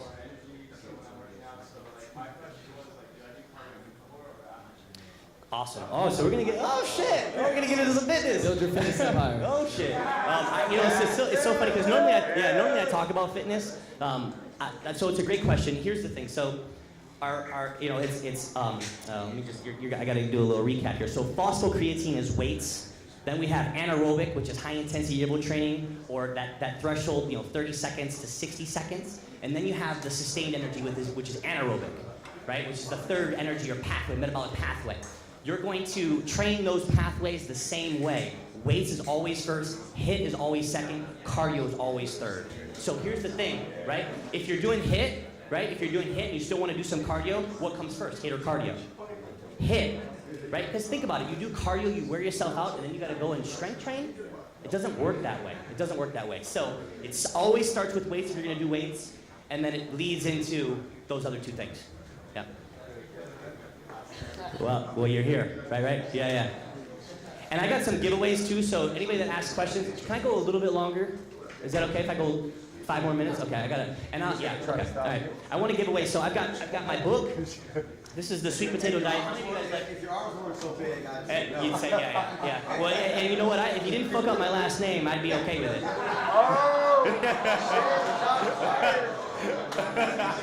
So I've got. How many of you guys like sweet potatoes? Okay, good. The #1 carb source. Period. End of story. Chock full of beta carotene, vitamins, and minerals, and they're lower glycemic than like a white potato. So if your goal is fat loss, stick with sweet potato. All right. You asked the question here. Come get a book. Go ahead.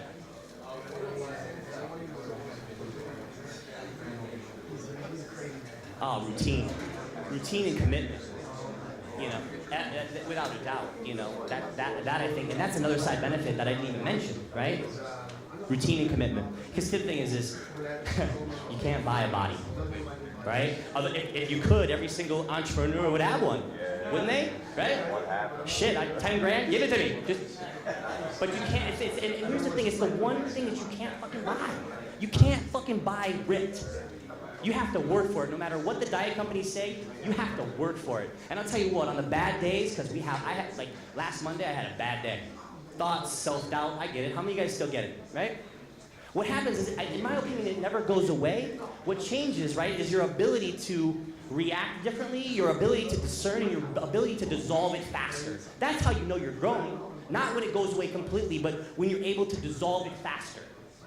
So you have a bad day, because you're going to have it, you're going to have down business, you're going to have up business, it ebbs and flows, and you look in the mirror and you're ripped. Your bad day is not so bad anymore. Go ahead. Did you get a book? Go ahead. Yep.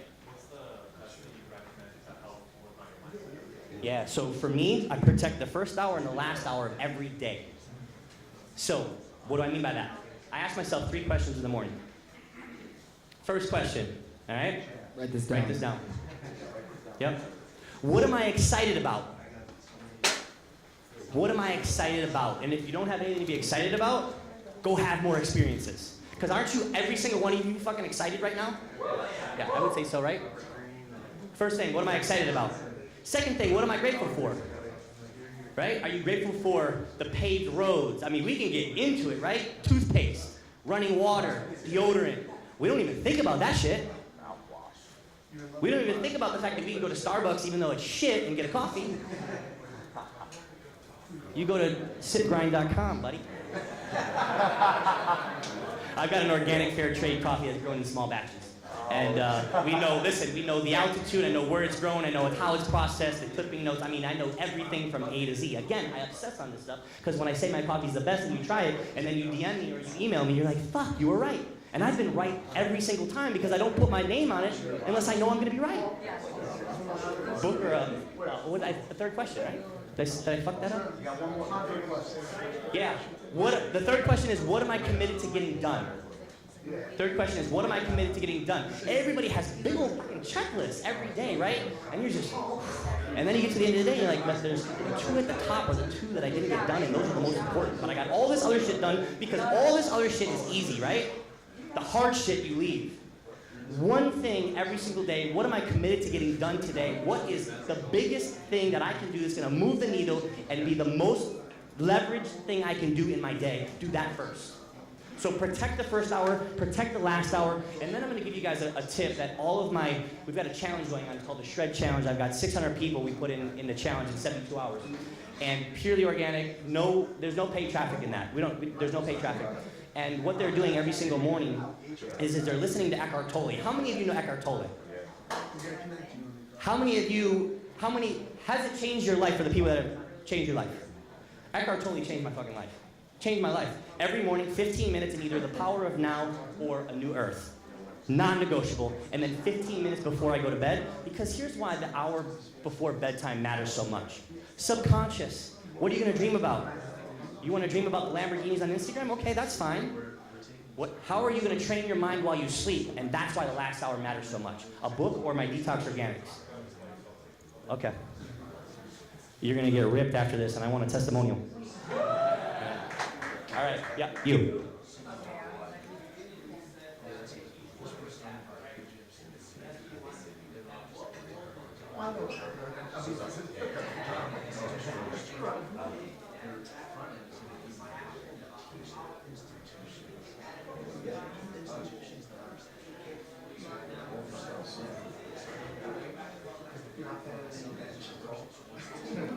Yeah. Yeah, initially it was just a six-pack of abs, but then all of a sudden you start getting compliments, and you're like, oh, okay, people are noticing, so that feels good. There's motivation and confidence in that. You're walking around, your chest is up, right? Chin is up high. When you look good, you feel good. And then what happened is I started changing real lives. I mean, if you look at our transformations, how many people have seen the transformations on any of my pages? Right? I mean, it's fucking nuts what I can do in 30 days. I'm the best. I'm the fucking best at it. I'll show you. And if not, I'll give you your money back. That's just the way that we work. But because I transformed so many lives, over 500,000 directly in the last 5 years through products, programs, and services, it just started to light me up. People would DM me, lives changed forever because they could lose weight and now feel good about themselves. And now they have confidence. And guess how many trainers are now training clients as a result of getting fit under our influence? That, to me, is unbelievable. Yeah.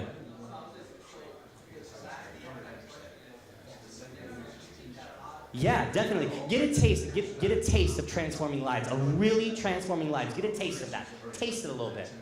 Then you just want more of it, right? A book or Detox Organics? Nobody wants Detox Organics. We're gonna do $10 million in year 2 in this one right here. You guys are doing the. Here you go. Let's do 2 more questions. Yeah. Go ahead. Biggest mistake that you're going to make in this room? That's a good question. Average order value. That was the biggest mistake that I made, is not understanding that, because I'm really good at creation. I'm really good at 0 to 5, 0 to 10 million. I'm really, really good. I'm really good at creating products, programs, and services. When it starts to scale and you got paid traffic and you got that logical brain, I don't go there. And what I didn't understand and what I didn't realize is that in order to scale Facebook, you've got to outbid your competitors for the same keywords that they're using. If you don't have a higher average order value, you can't buy enough ads, you can't scale that business. Work on your average order value, work on conversion, work on upsell, obsess on that stuff. Because the higher the average order value, you write your own fucking ticket. I got people that, I got a partner that's doing teeth whitening, and he's at a $200 average order value on a product that costs him like $10. You can spend to the fucking moon. That's what your goal should be. Your goal should 150 plus average order value. And in order to do that, if you got physical products, stack digital stuff too, right? Because digital stuff you pay one time and it's free. We got time for one more? No. Yes, one more. One more. Oh, who asked the question just now? You did. That's my ADD. I got it just like you, John. What would you like? Yeah, you're smart. Yeah, the book is good. You can get it online though. I mean, you can both online. Go ahead.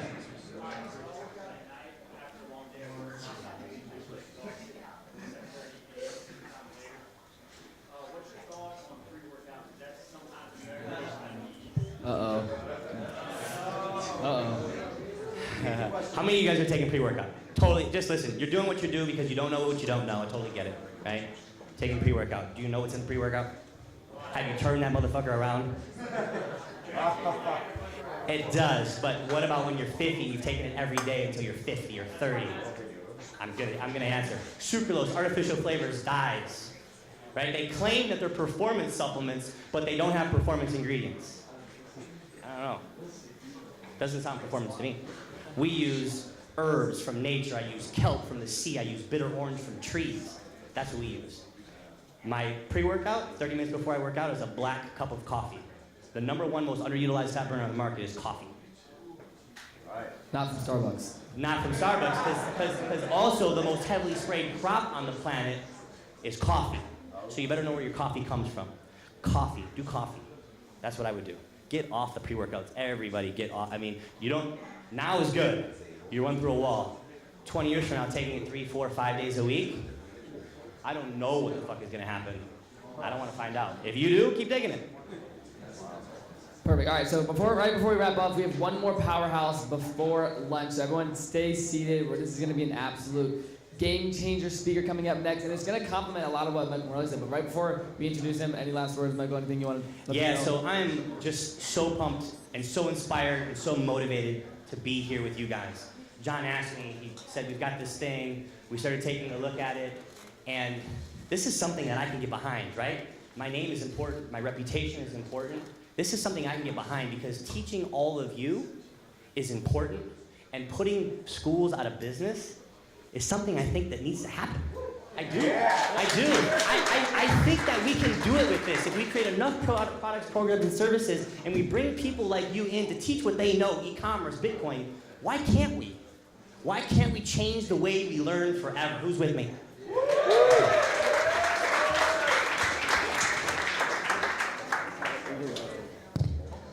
Take it off. Yep. All right, so next up, I want everyone to stay seated right before lunch. We have one more powerhouse, like I said. Oh, Lordy. Sorry.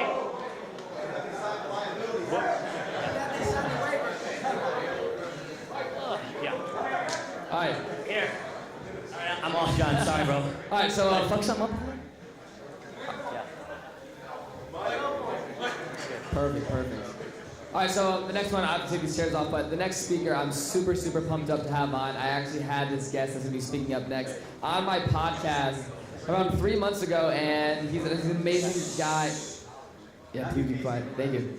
Yeah, so the next speaker coming up, I'm super excited. Like I just said, I interviewed him around 2-3 months ago on podcast. We connected on Instagram. He's the CEO of Sports One Marketing. He runs the podcast known as The Playbook by Entrepreneurial. He's had some of the most amazing individuals on his podcast, and I respect him very much, and it's such a pleasure to have him out here. I know he's super busy, his schedule's insane, but David Meltzer, thank you so much for coming out. All right. Nothing like speaking before lunch to a bunch of young people. Fuck. Anybody hungry? Are you willing to wait? All right, I'm gonna take you through a quick journey. Clock says 29 minutes, 54 seconds, so I got something for me. Thank you. Thank you. Anyways, I talk about different things, right? I'm not gonna sell you anything, that's for sure.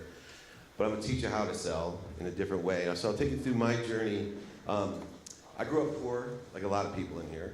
6 kids and a single mom in a place called Akron, Ohio. Kind of the armpit of the US. Great place to be from though. I really only wanted to be one thing when I was little, and that was rich. I literally just wanted to be rich. And the only reason I wanted to be rich wasn't for me, it was because I grew up happy. I had a 2-bedroom apartment, 6 kids, 5 boys and a girl, and I was really happy. My mom was a terrific mom, made us study a little bit too much, pressed us a little bit too much, but I adored her. And the only time that I was unhappy was when I was catching her crying because she wanted more for us, right? The car would break down, dishwasher would break down, couldn't go to summer camp, and I'd catch her crying, and I'd say to myself, man, if I could just make a ton of money, I could be happy all the time. I could make my mom happy. So I set off on a journey to buy my mom a house and a car. And I figured I'd be a millionaire and make her happy. Now, I wasn't as smart as a lot of you, so I decided the way that I was gonna become rich was to be a professional football player. And the thing was, no one in my family ever played football. In fact, my mom was anti-football. I'm one of the biggest, most handsome people in my family. So the chances of me playing football are probably slim, but I decided that I really needed to develop the skills, the knowledge, because I had the desire. From the time of 5 years old, I had a Nerf football at 5. I slept with it, I named it Frankie. So I was bi at the age of 5. Frank and I slept together. And he was soft, spongy. Worked well when I was 12. You don't like that? That's okay. Anyway, I worked really hard, and I actually got a scholarship to college. And when I went to college, I played football. And the very first play in college, first of all, I did have a skill for football. I could run scared faster than anyone I knew could angry. And I could junk and jive because I had a 2-bedroom apartment and a really big mouth. So I would talk shit to my brothers, and then I'd jog around and move around. So when I got on a football field, it seemed huge to me compared to an apartment. Well, I got a scholarship to college to be a returner. Weak quarterback, very weak. I weighed 147 pounds. And they put me on the bullet of the kickoff team, which means you're the fast guy on the outside that's supposed to run down and tackle the returner. So first game, freshman year, all 147 pounds of me, flying down the field. And of course, I get down there really quickly, and right when the ball arrives, I smash into the running back, who then proceeds to lift me up with one leg, throw me completely backwards onto my back, and literally step on me and run me over. Exactly. I decided at that time, two things. One, I wasn't going to be a professional football player. And two, I should have studied more. Now, my mom, you wouldn't know it, but she's about this tall. She's a black belt in the martial arts. She's a 3rd degree black belt in the martial art of Jewish guilt. She literally pressed, my siblings all went to Harvard, Penn, Columbia. They were what I call parents' wet dreams. We would, when we were little, be in a station wagon. My mom, extremely hard worker, she was a teacher, so we didn't have a lot of money. But come home from school, pack our dinners, we'd go in the station wagon so she could fill turnstiles up at the 7-Eleven and replace greeting cards. And my older siblings were supposed to read to me. I was supposed to somehow teach my younger siblings. I just wanted to be rich. And in my mom's mind, she had a rule. You were either a doctor, a lawyer, or a failure. So when I laid on my back as a failure in football, I decided I better be a doctor. So at the end of my season, I went over to visit my oldest brother. He was doing his residency in the hospital. I looked around the hospital and I said, man, I hate hospitals. He said, dude, you're gonna be a doctor. What do you mean you hate hospitals? And then he gave me the best advice of my life, something I haven't heard anyone talk about yet. And that was, David, you need to be more interested than interesting. You need to be more interested than interesting. I tell you that because later on in life, I manifested, I was CEO of Lee Steinberg Sports and Entertainment, most notable sports agency in the world. They made the movie Jerry Maguire after my firm. And I can't tell you since that day how many people have come up to me and say, oh, Mr. Meltzer, I want to be a sports agent just like you. And they know about as much about being a sports agent as they do, as I did, about being a doctor. Now, I told my brother I didn't want to be a real doctor, I want to be a sports doctor, so I wasn't going to be in a hospital. But I was 18 years old. I never really sought advice or counsel on what being a doctor was, even though my oldest brother was a doctor.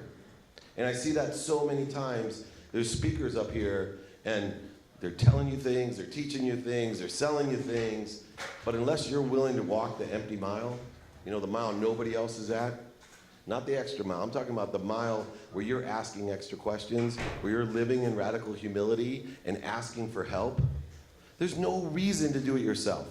I'm a firm believer in expertise over experience. Experience is gonna happen anyway, you might as well have someone to help you that knows what the fuck they're doing. You don't have to pay for it, you can just ask for it. Let me just tell you that, the biggest honor, the biggest compliment I ever get is how many people ask me for help. Tell me, man, Dave, I respect what you do, can you help me? And if you can't, do you know somebody that will? Because we all know great people surround themselves with great people and great ideas. If you're not asking and attracting what you want at this age, you're missing out. Now, I'll take you back through my journey because I'll tell you what happened to me. I decided after talking to my brother that being a doctor probably wasn't the best thing since I hated hospitals. So of course, following my mom's wisdom, I'd be a lawyer. And so I went to law school. I studied really hard. I worked really hard. And I figured, what a great way to be rich. This was the 80s. Lawyer seems good to me. In fact, I'll one up most lawyers. I'll be an oil and gas lawyer. Make some real cash. Buy my mom a big house. So I studied real hard. And when I got out of law school, I had 2 jobs. 2 job offers. One was to be an oil and gas litigator and make a lot of money. The second was to sell legal research online, like a doctor sells medical equipment. They were hiring lawyers to sell legal research online from the big legal publisher. So I went to my mom and I asked her, what should I do? Should I be a litigator or should I sell legal research online? Without blinking, my mom told me, David, you need to be a real lawyer. This internet thing's a fad. You gotta be a real lawyer. Now, valuable lesson number 2, especially when you're young. Just because people love you, or work with you, or pay you, doesn't mean they give you good advice. Does not mean. you take every piece of advice like a handful of sand. Reach down. When people give you advice, just say thank you. Evaluate it within your own values, your personal values, your experiential values, your giving values, your receiving values. Let the bad advice just fall through. I don't care if it's your grandmother, your mother, I don't care who it is. Take the advice that means the most to you. And I did that for the first time when I graduated law school. I sold legal research online, and in 9 months, I was a millionaire. Yes, 25 years old, bought my mom a house, bought my mom a car, paid off my law loans, and had just enough left to buy the $8,000 big screen TV that nobody would take when I was done using it because it was worthless. I'm not sure they could even get it out of my game room by the time. But I did it, right? I bought my mom the house, the car, and I did learn lesson number 3 for you guys today, that money does not buy love. Just rents the shit out of it. I became my mom's favorite child. Also married my dream girl. At that time, I decided to look at myself, and now I was on and branded myself. I was still insecure. I still was worried that people wouldn't know I was a lawyer, so I kept the ESQ. My mom did make me take the bar. She guilted me into still taking the bar. She really felt the internet was going to be a fad, and I'd have to fall back on being a real lawyer. So I took the bar, and for 3 years, I kept that ESQ, and people would ask me, what do you do? I didn't tell them I'm a great salesperson, which I was. I wasn't the greatest salesperson because I did it the wrong way. I'll get there. But I used to tell people I was a lawyer. I was too embarrassed to tell them. I was richer than all my friends, but yet too embarrassed to tell them what I did. I just lied. I was a lawyer. I still today have never practiced a day of law in my life. I spent a shitload on legal bills. I've been in court a ton. But no, I've never practiced law. Well, 3 years into my career, we sold our company in 1995. I've just aged myself as the oldest person in the room. But we sold the company for $3.4 billion. Yeah, and that's when $1 billion was a lot of money in 1995. I didn't know any 25-year-olds selling their companies for $1 billion in 1995. Thomson Reuters bought West Publishing, and I became the youngest executive at Thomson Reuters. And we started finally feeling confident in branding myself an internet guru. And I branded myself. I didn't worry about the company. I started branding myself, thinking, hey, my life's going to be a long life. I want people to perceive me in a certain way. And so I branded myself an internet guru, which led me to the Silicon Valley in the late 90s, where I raised $169 million for a wireless proxy server company called EveryPath, which then led to Samsung hiring me as the CEO of the world's first smartphone, the world's first Windows CE device. Very expensive, very big. People told me it was too expensive and too big, and now who has the last laugh? Because those phones are big and expensive. I was just early. Sean Parker and I both, very early, both friends, both went through the same type of journey. By 32, I was a multi-millionaire. I used to tell people that I semi-retired. The truth is, and I'm into the truth because it vibrates the fastest, the truth is, they let me go because the job got bigger than me. Samsung became the second most biggest manufacturer of phones in the world. I had no clue what I was doing because what I was good at, what I started figuring out I was good at, was selling. I was really good at selling. So whether I was selling product or selling a company or raising money, I was really good at selling. But what I learned at 32 about my sales skills, they were bullshit because I was selling the wrong way. Because I sold to take. I sold to make a lot of money. I'd already bought my mom the house and the car, so what did I do? I oversold people. Anybody ever do that? I back-end sold people. I lied. I manipulated. I was a manipulator. It's legal, right? Go to a car dealership, you'll find them all over the place. Go buy a house. There's a ton of manipulators. Go look on your Instagram. There's a ton of people. Man, I'll give you my book. Just give me $9.99 for shipping. I'm here for you, man. Never fucking do that anymore because I did it for so many years and it resulted in the wrong energy and the wrong value. I decided that if I'm not going to live my life as a manipulator, I'm going to live my life as a motivator. And all I'm going to do is provide value. Now, Before I decided that, I had to learn my lesson, right? All lessons are miracles. So they fired me. And I always tell people, if you're gonna get fired, have someone pay you a lot of money to leave. It's a great way to be fired. So I got fired, and I had 3 daughters, beautiful wife, beautiful home like this, just in Rancho Santa Fe. So when I walked out the door in the summer, I wasn't in Arizona. I was in San Diego. Yeah, it was the bomb. And I thought I was the shit. And I was the shit. I was an asshole. I had a Ferrari, a Porsche. I had everything I wanted. I had everything I wanted. I built my wife this house, very similar to this, except for in San Diego. And I remember lying there the first day in bed, looking up at the ceiling. And I've met tons of millionaires and billionaires that tell me the same thing. I looked up at the ceiling and I said to myself, oh shit, what do I do now? I had no passion, no purpose, and I was completely profitable. So like every other asshole in the world, I started buying things. That didn't make me happy, so I bought more things. That didn't make me happy. So I started surrounding myself with the wrong people and the wrong ideas. Tasted, like everyone else, the great addictions of life. Until I came home at 5:30 one morning after partying with Little John, lying to my wife. Can't remember exactly how I looked, but we had, 4-car garage with a big courtyard, and I see my 5-foot gorgeous wife sitting there, silhouette in the window. And I remember looking to turn around to the driver, like, maybe you should take me to my mom's house. So I did the walk right up to the doors, and there she was, and the first thing out of her mouth was just simply, you are not a rock star. And in my dumbass mind, I'm thinking, what is she talking about? I got a live-in nanny, I got Porsches and Ferraris, she's never worked, what are you talking about, right? So I looked at her and I said, I may not be a rock star, but I sure feel like one. So she sent me to a different room in the house, one that I'd never really been in. And when I woke up in the morning, I couldn't remember if I was actually in trouble or not. So I came downstairs, and when I saw my wife, I realized, yes, I'm in trouble. I still didn't realize, though, at that time how much trouble I was in, because until she spoke to me and said, I only have one thing to say to you. I'm not happy. First time she's ever told me that. Now, I met my wife in the 4th grade. I loved her. She drove her skateboard right by my house, and I'm like, I love her.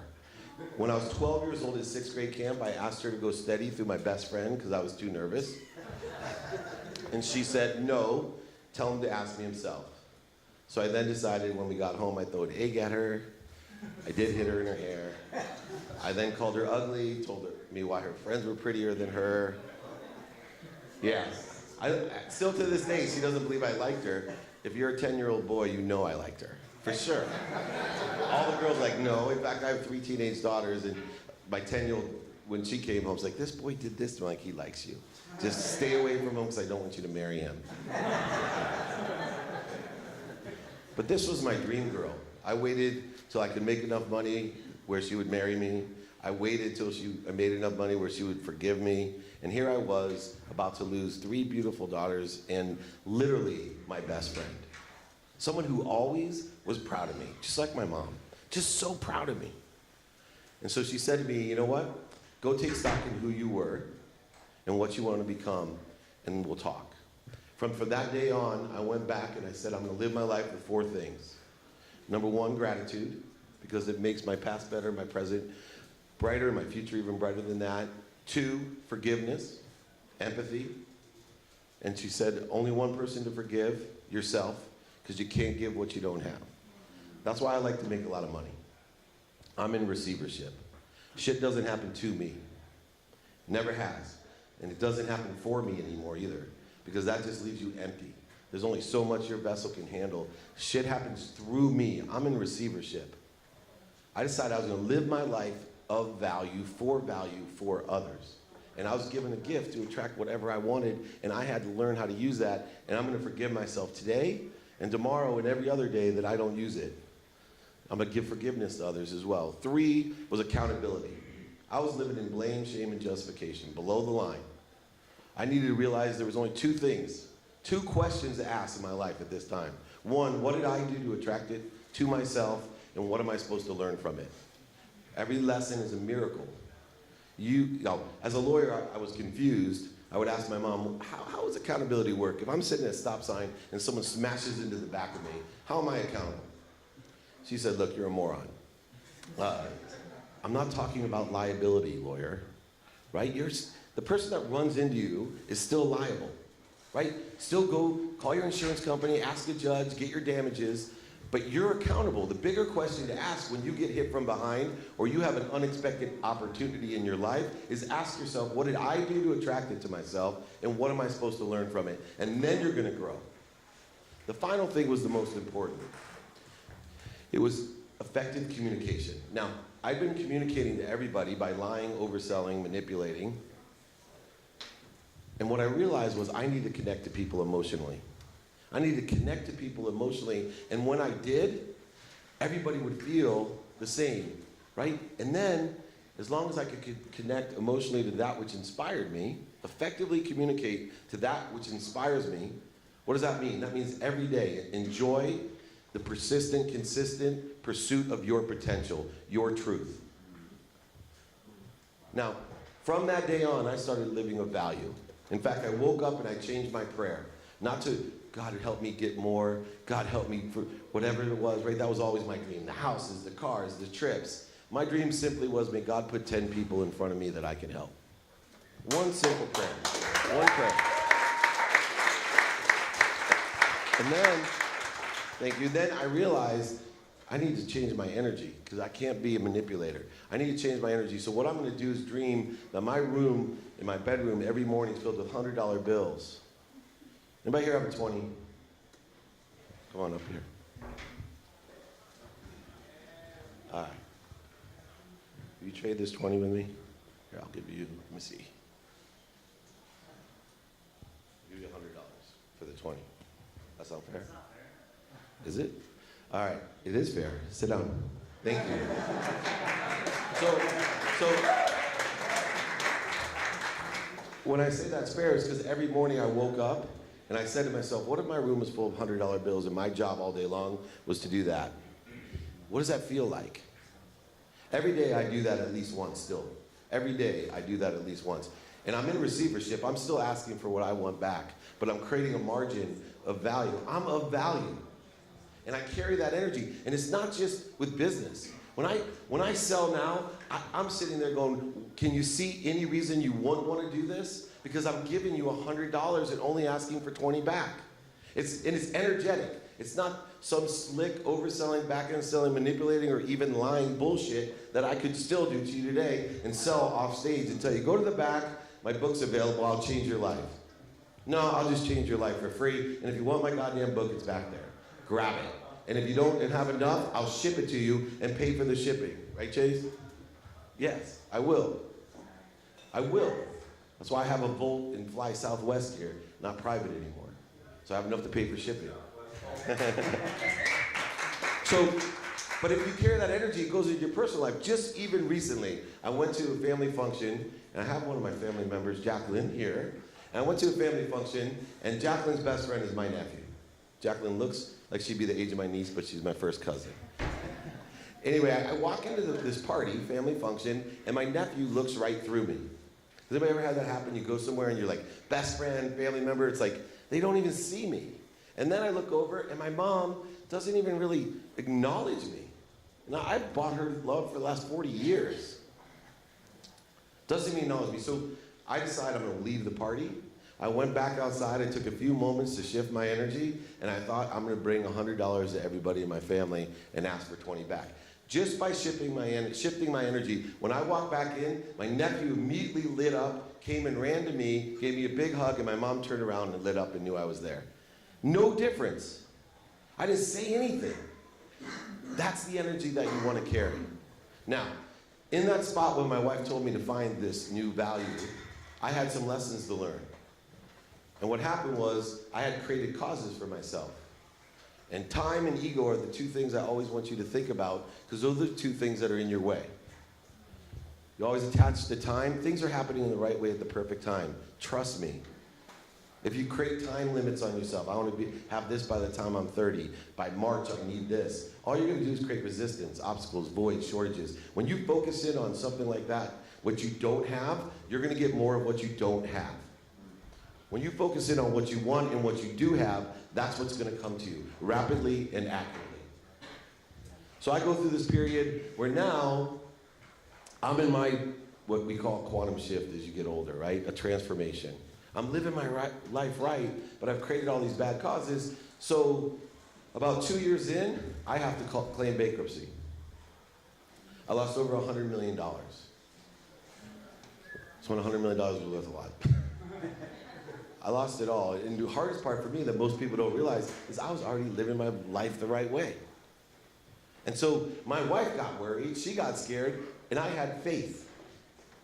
I had faith. And I talk about faith a lot because I believe you can put faith in good things or bad things. And I see people that don't realize they're putting faith in the wrong things. Well, I was putting faith in the wrong things. When I started to put it in the right things, all of a sudden all these bad things started to happen to me. The best and worst thing in my life is simply happened that day I claimed bankruptcy. Is I was already CEO of Lee Steinberg Sports and Entertainment, the greatest sports agency ever created, the dream job that, by the way, if somebody asked me how do you get that job, if I took you through my journey like I just did, they would run away when I told you, yeah, that's how you become a sports agent. Right? So remember that, right? All I did was develop skills, knowledge, and maintain my desire consistently, persistently, in the pursuit of my potential. But the hardest thing that I ever had to do was wake up that morning when I claimed bankruptcy and all of a sudden it hit me, I had to go into work. And I had to tell Warren Moon on one side of me, my business partner, and Lee Steinberg, the greatest sports agent of all time, that their Midas Touch CEO that they have been bragging about for years is broke. Dead broke. I lost a golf course at Ski Mountain, 33 homes in San Diego alone, dead broke. I was gonna have to rent a house and furniture in Orange County so I could continue to work. That was scary. But worse than that, do you guys remember my dream to be rich? Remember why I wanted to be rich? I wanted to buy my mom a house and a car. I had to walk down to my mom's house and tell my mom, I lost everything. And by the way, you gotta move. I lost your house too. My mom looked at me, and this is where the catalyst of value comes in. My mom looked at me unconditionally and said, that's okay. Do you need any money? I had lost everything. I had touched an area of my life that's called radical humility. Radical humility. It sits on my nightstand every day. It's hidden on my telephone, in odd places in my car. I just look at it every time I think that my shit doesn't stink. Every time I look at all the money I have, the 4 beautiful children, my gorgeous wife, the homes that I own now, everything that I own, I look at it and say, it's not for me. It's coming through me. I'm in receivership for everyone else. And that's what you want to do with your life. You want to have passion in what you do, purpose, and it's okay to be profitable. But if all you want to do is be profitable, it's not going to be enough. There's 3 worlds, and this is what I'm going to leave you with. Number 1, the world of just enough, right? Are you living in a world of just enough? It's always just enough, just enough, just enough. I don't care what you have. I've seen people with nothing and people with everything. They live in a world of just enough. Then there's a world of not enough. I got a friend in Newport Beach, California, $40 million homes, blows these homes away. And he's constantly living in a world of not enough. He's lost his family, he's on drugs, because he's searching for something that's never gonna come because of the world he's living. Things are happening for him, unbelievably.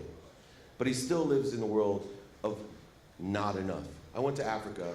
I'm a chairman of the Unstoppable Foundation. And I took my cameraman, Justin, and Bradley, my PR guy, and my daughters, and their friends, and my wife. And we go to this hut, Mama Jane in Kenya, in the Masai Mara, in the Bogani. And Mama Jane has a dirt floor, thatch roof, but she's the most wealthy, successful mama in Kenya, in the Masai Mara. And she has the first television. So Justin picks up on it and he says, wow, aren't the other mamas, the 340 other mamas, jealous that you have this? Now, her water's still outside, her toilet's still outside. She has 5 kids in 1 bedroom, not 6 kids in 2. And she looks at him and she said, what do you mean jealous? All the mamas come here. They come here to learn how I did it. They come here to learn how I did it, and that's why I'm here. Why would they be jealous in Newport Beach? And he's like, yeah. And this woman living with 5 kids and her dirt floor looks at him right in the eye, and she meant it. She said, I feel sorry for you. Because she lives in a world of more than enough. She lives in the world of 120. She wakes up every day providing value to her community. It's a simple choice to make that will change your life, and it only takes one thing. It takes trust. So instead of doing what I did my whole life, I'm afraid of that, right? I'm afraid of heights. I'm afraid of heights. I'm afraid of heights. I'm afraid of heights. And I'm faithful about being afraid of heights. And guess what? I slip off here, and now I fall. Why? Because I'm afraid of heights. And then guess what? We catch ourselves, and I'm hanging there. And I look back up. Is anybody there to help me? And the universe calls back down immediately. I'm here for you. Let go. I'll catch you. Instead, what I would do when I was young, I'd hold tighter to that branch, and I'd look back up, and I'm like, is anybody else up there? It doesn't work. When you truly live in a world of more than enough, when you live with 120 value, when you know that I am giving unconditionally, I'm not trading, I'm not giving to get, I'm just giving unconditionally. Everything will come to you rapidly and accurately. All you have to do is ask. And I'm here to tell you, when you're in receivership, when you're asking not just for yourself, it's okay to ask big. That's what these guys do up here. All the guys, only shift they had in their life is they learned to be of service and ask big. Some of them may still manipulate you a little bit and do that, but I'm telling you, the real winners up here are the ones that are talking to you, and they know who they are. They're just literally providing value and asking back big.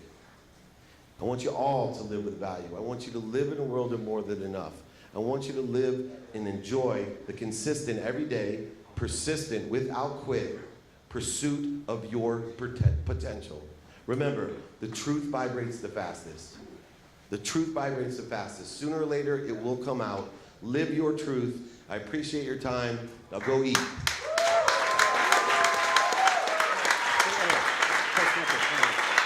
Josh, come up here. Come up here. Stay right here, please. Where? Come up here. Step back real quick. Guys, are you getting the picture? This is what we started with yesterday morning. This is the epitome. It's the philosophical alignment where we're coming together to give, bringing us all together. Your message, I mean, powerful. I'm back there. I know my partner had tears in his eyes. I mean, would you guys do us a favor? Would you snap a bunch of pictures so that we can have him and get that to us? We want to make sure that the world knows that we're philosophically in line with this message. We're going to get this. We've got it, the whole thing recorded.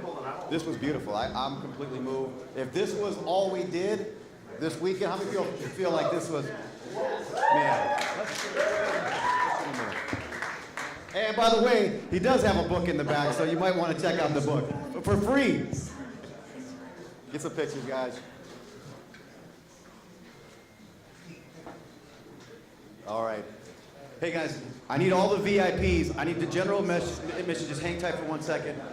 If you guys could start heading outside to get your food so we can move this quick. We're going to move it a lot quicker this way. So, and then everyone else stick around in here. We're going to be in here for a little bit. So, but if everyone could head straight outside, we got the food for you. It's all free, ready to go. Fill yourself up, but not too much. Remember Michael Morelli's talk earlier.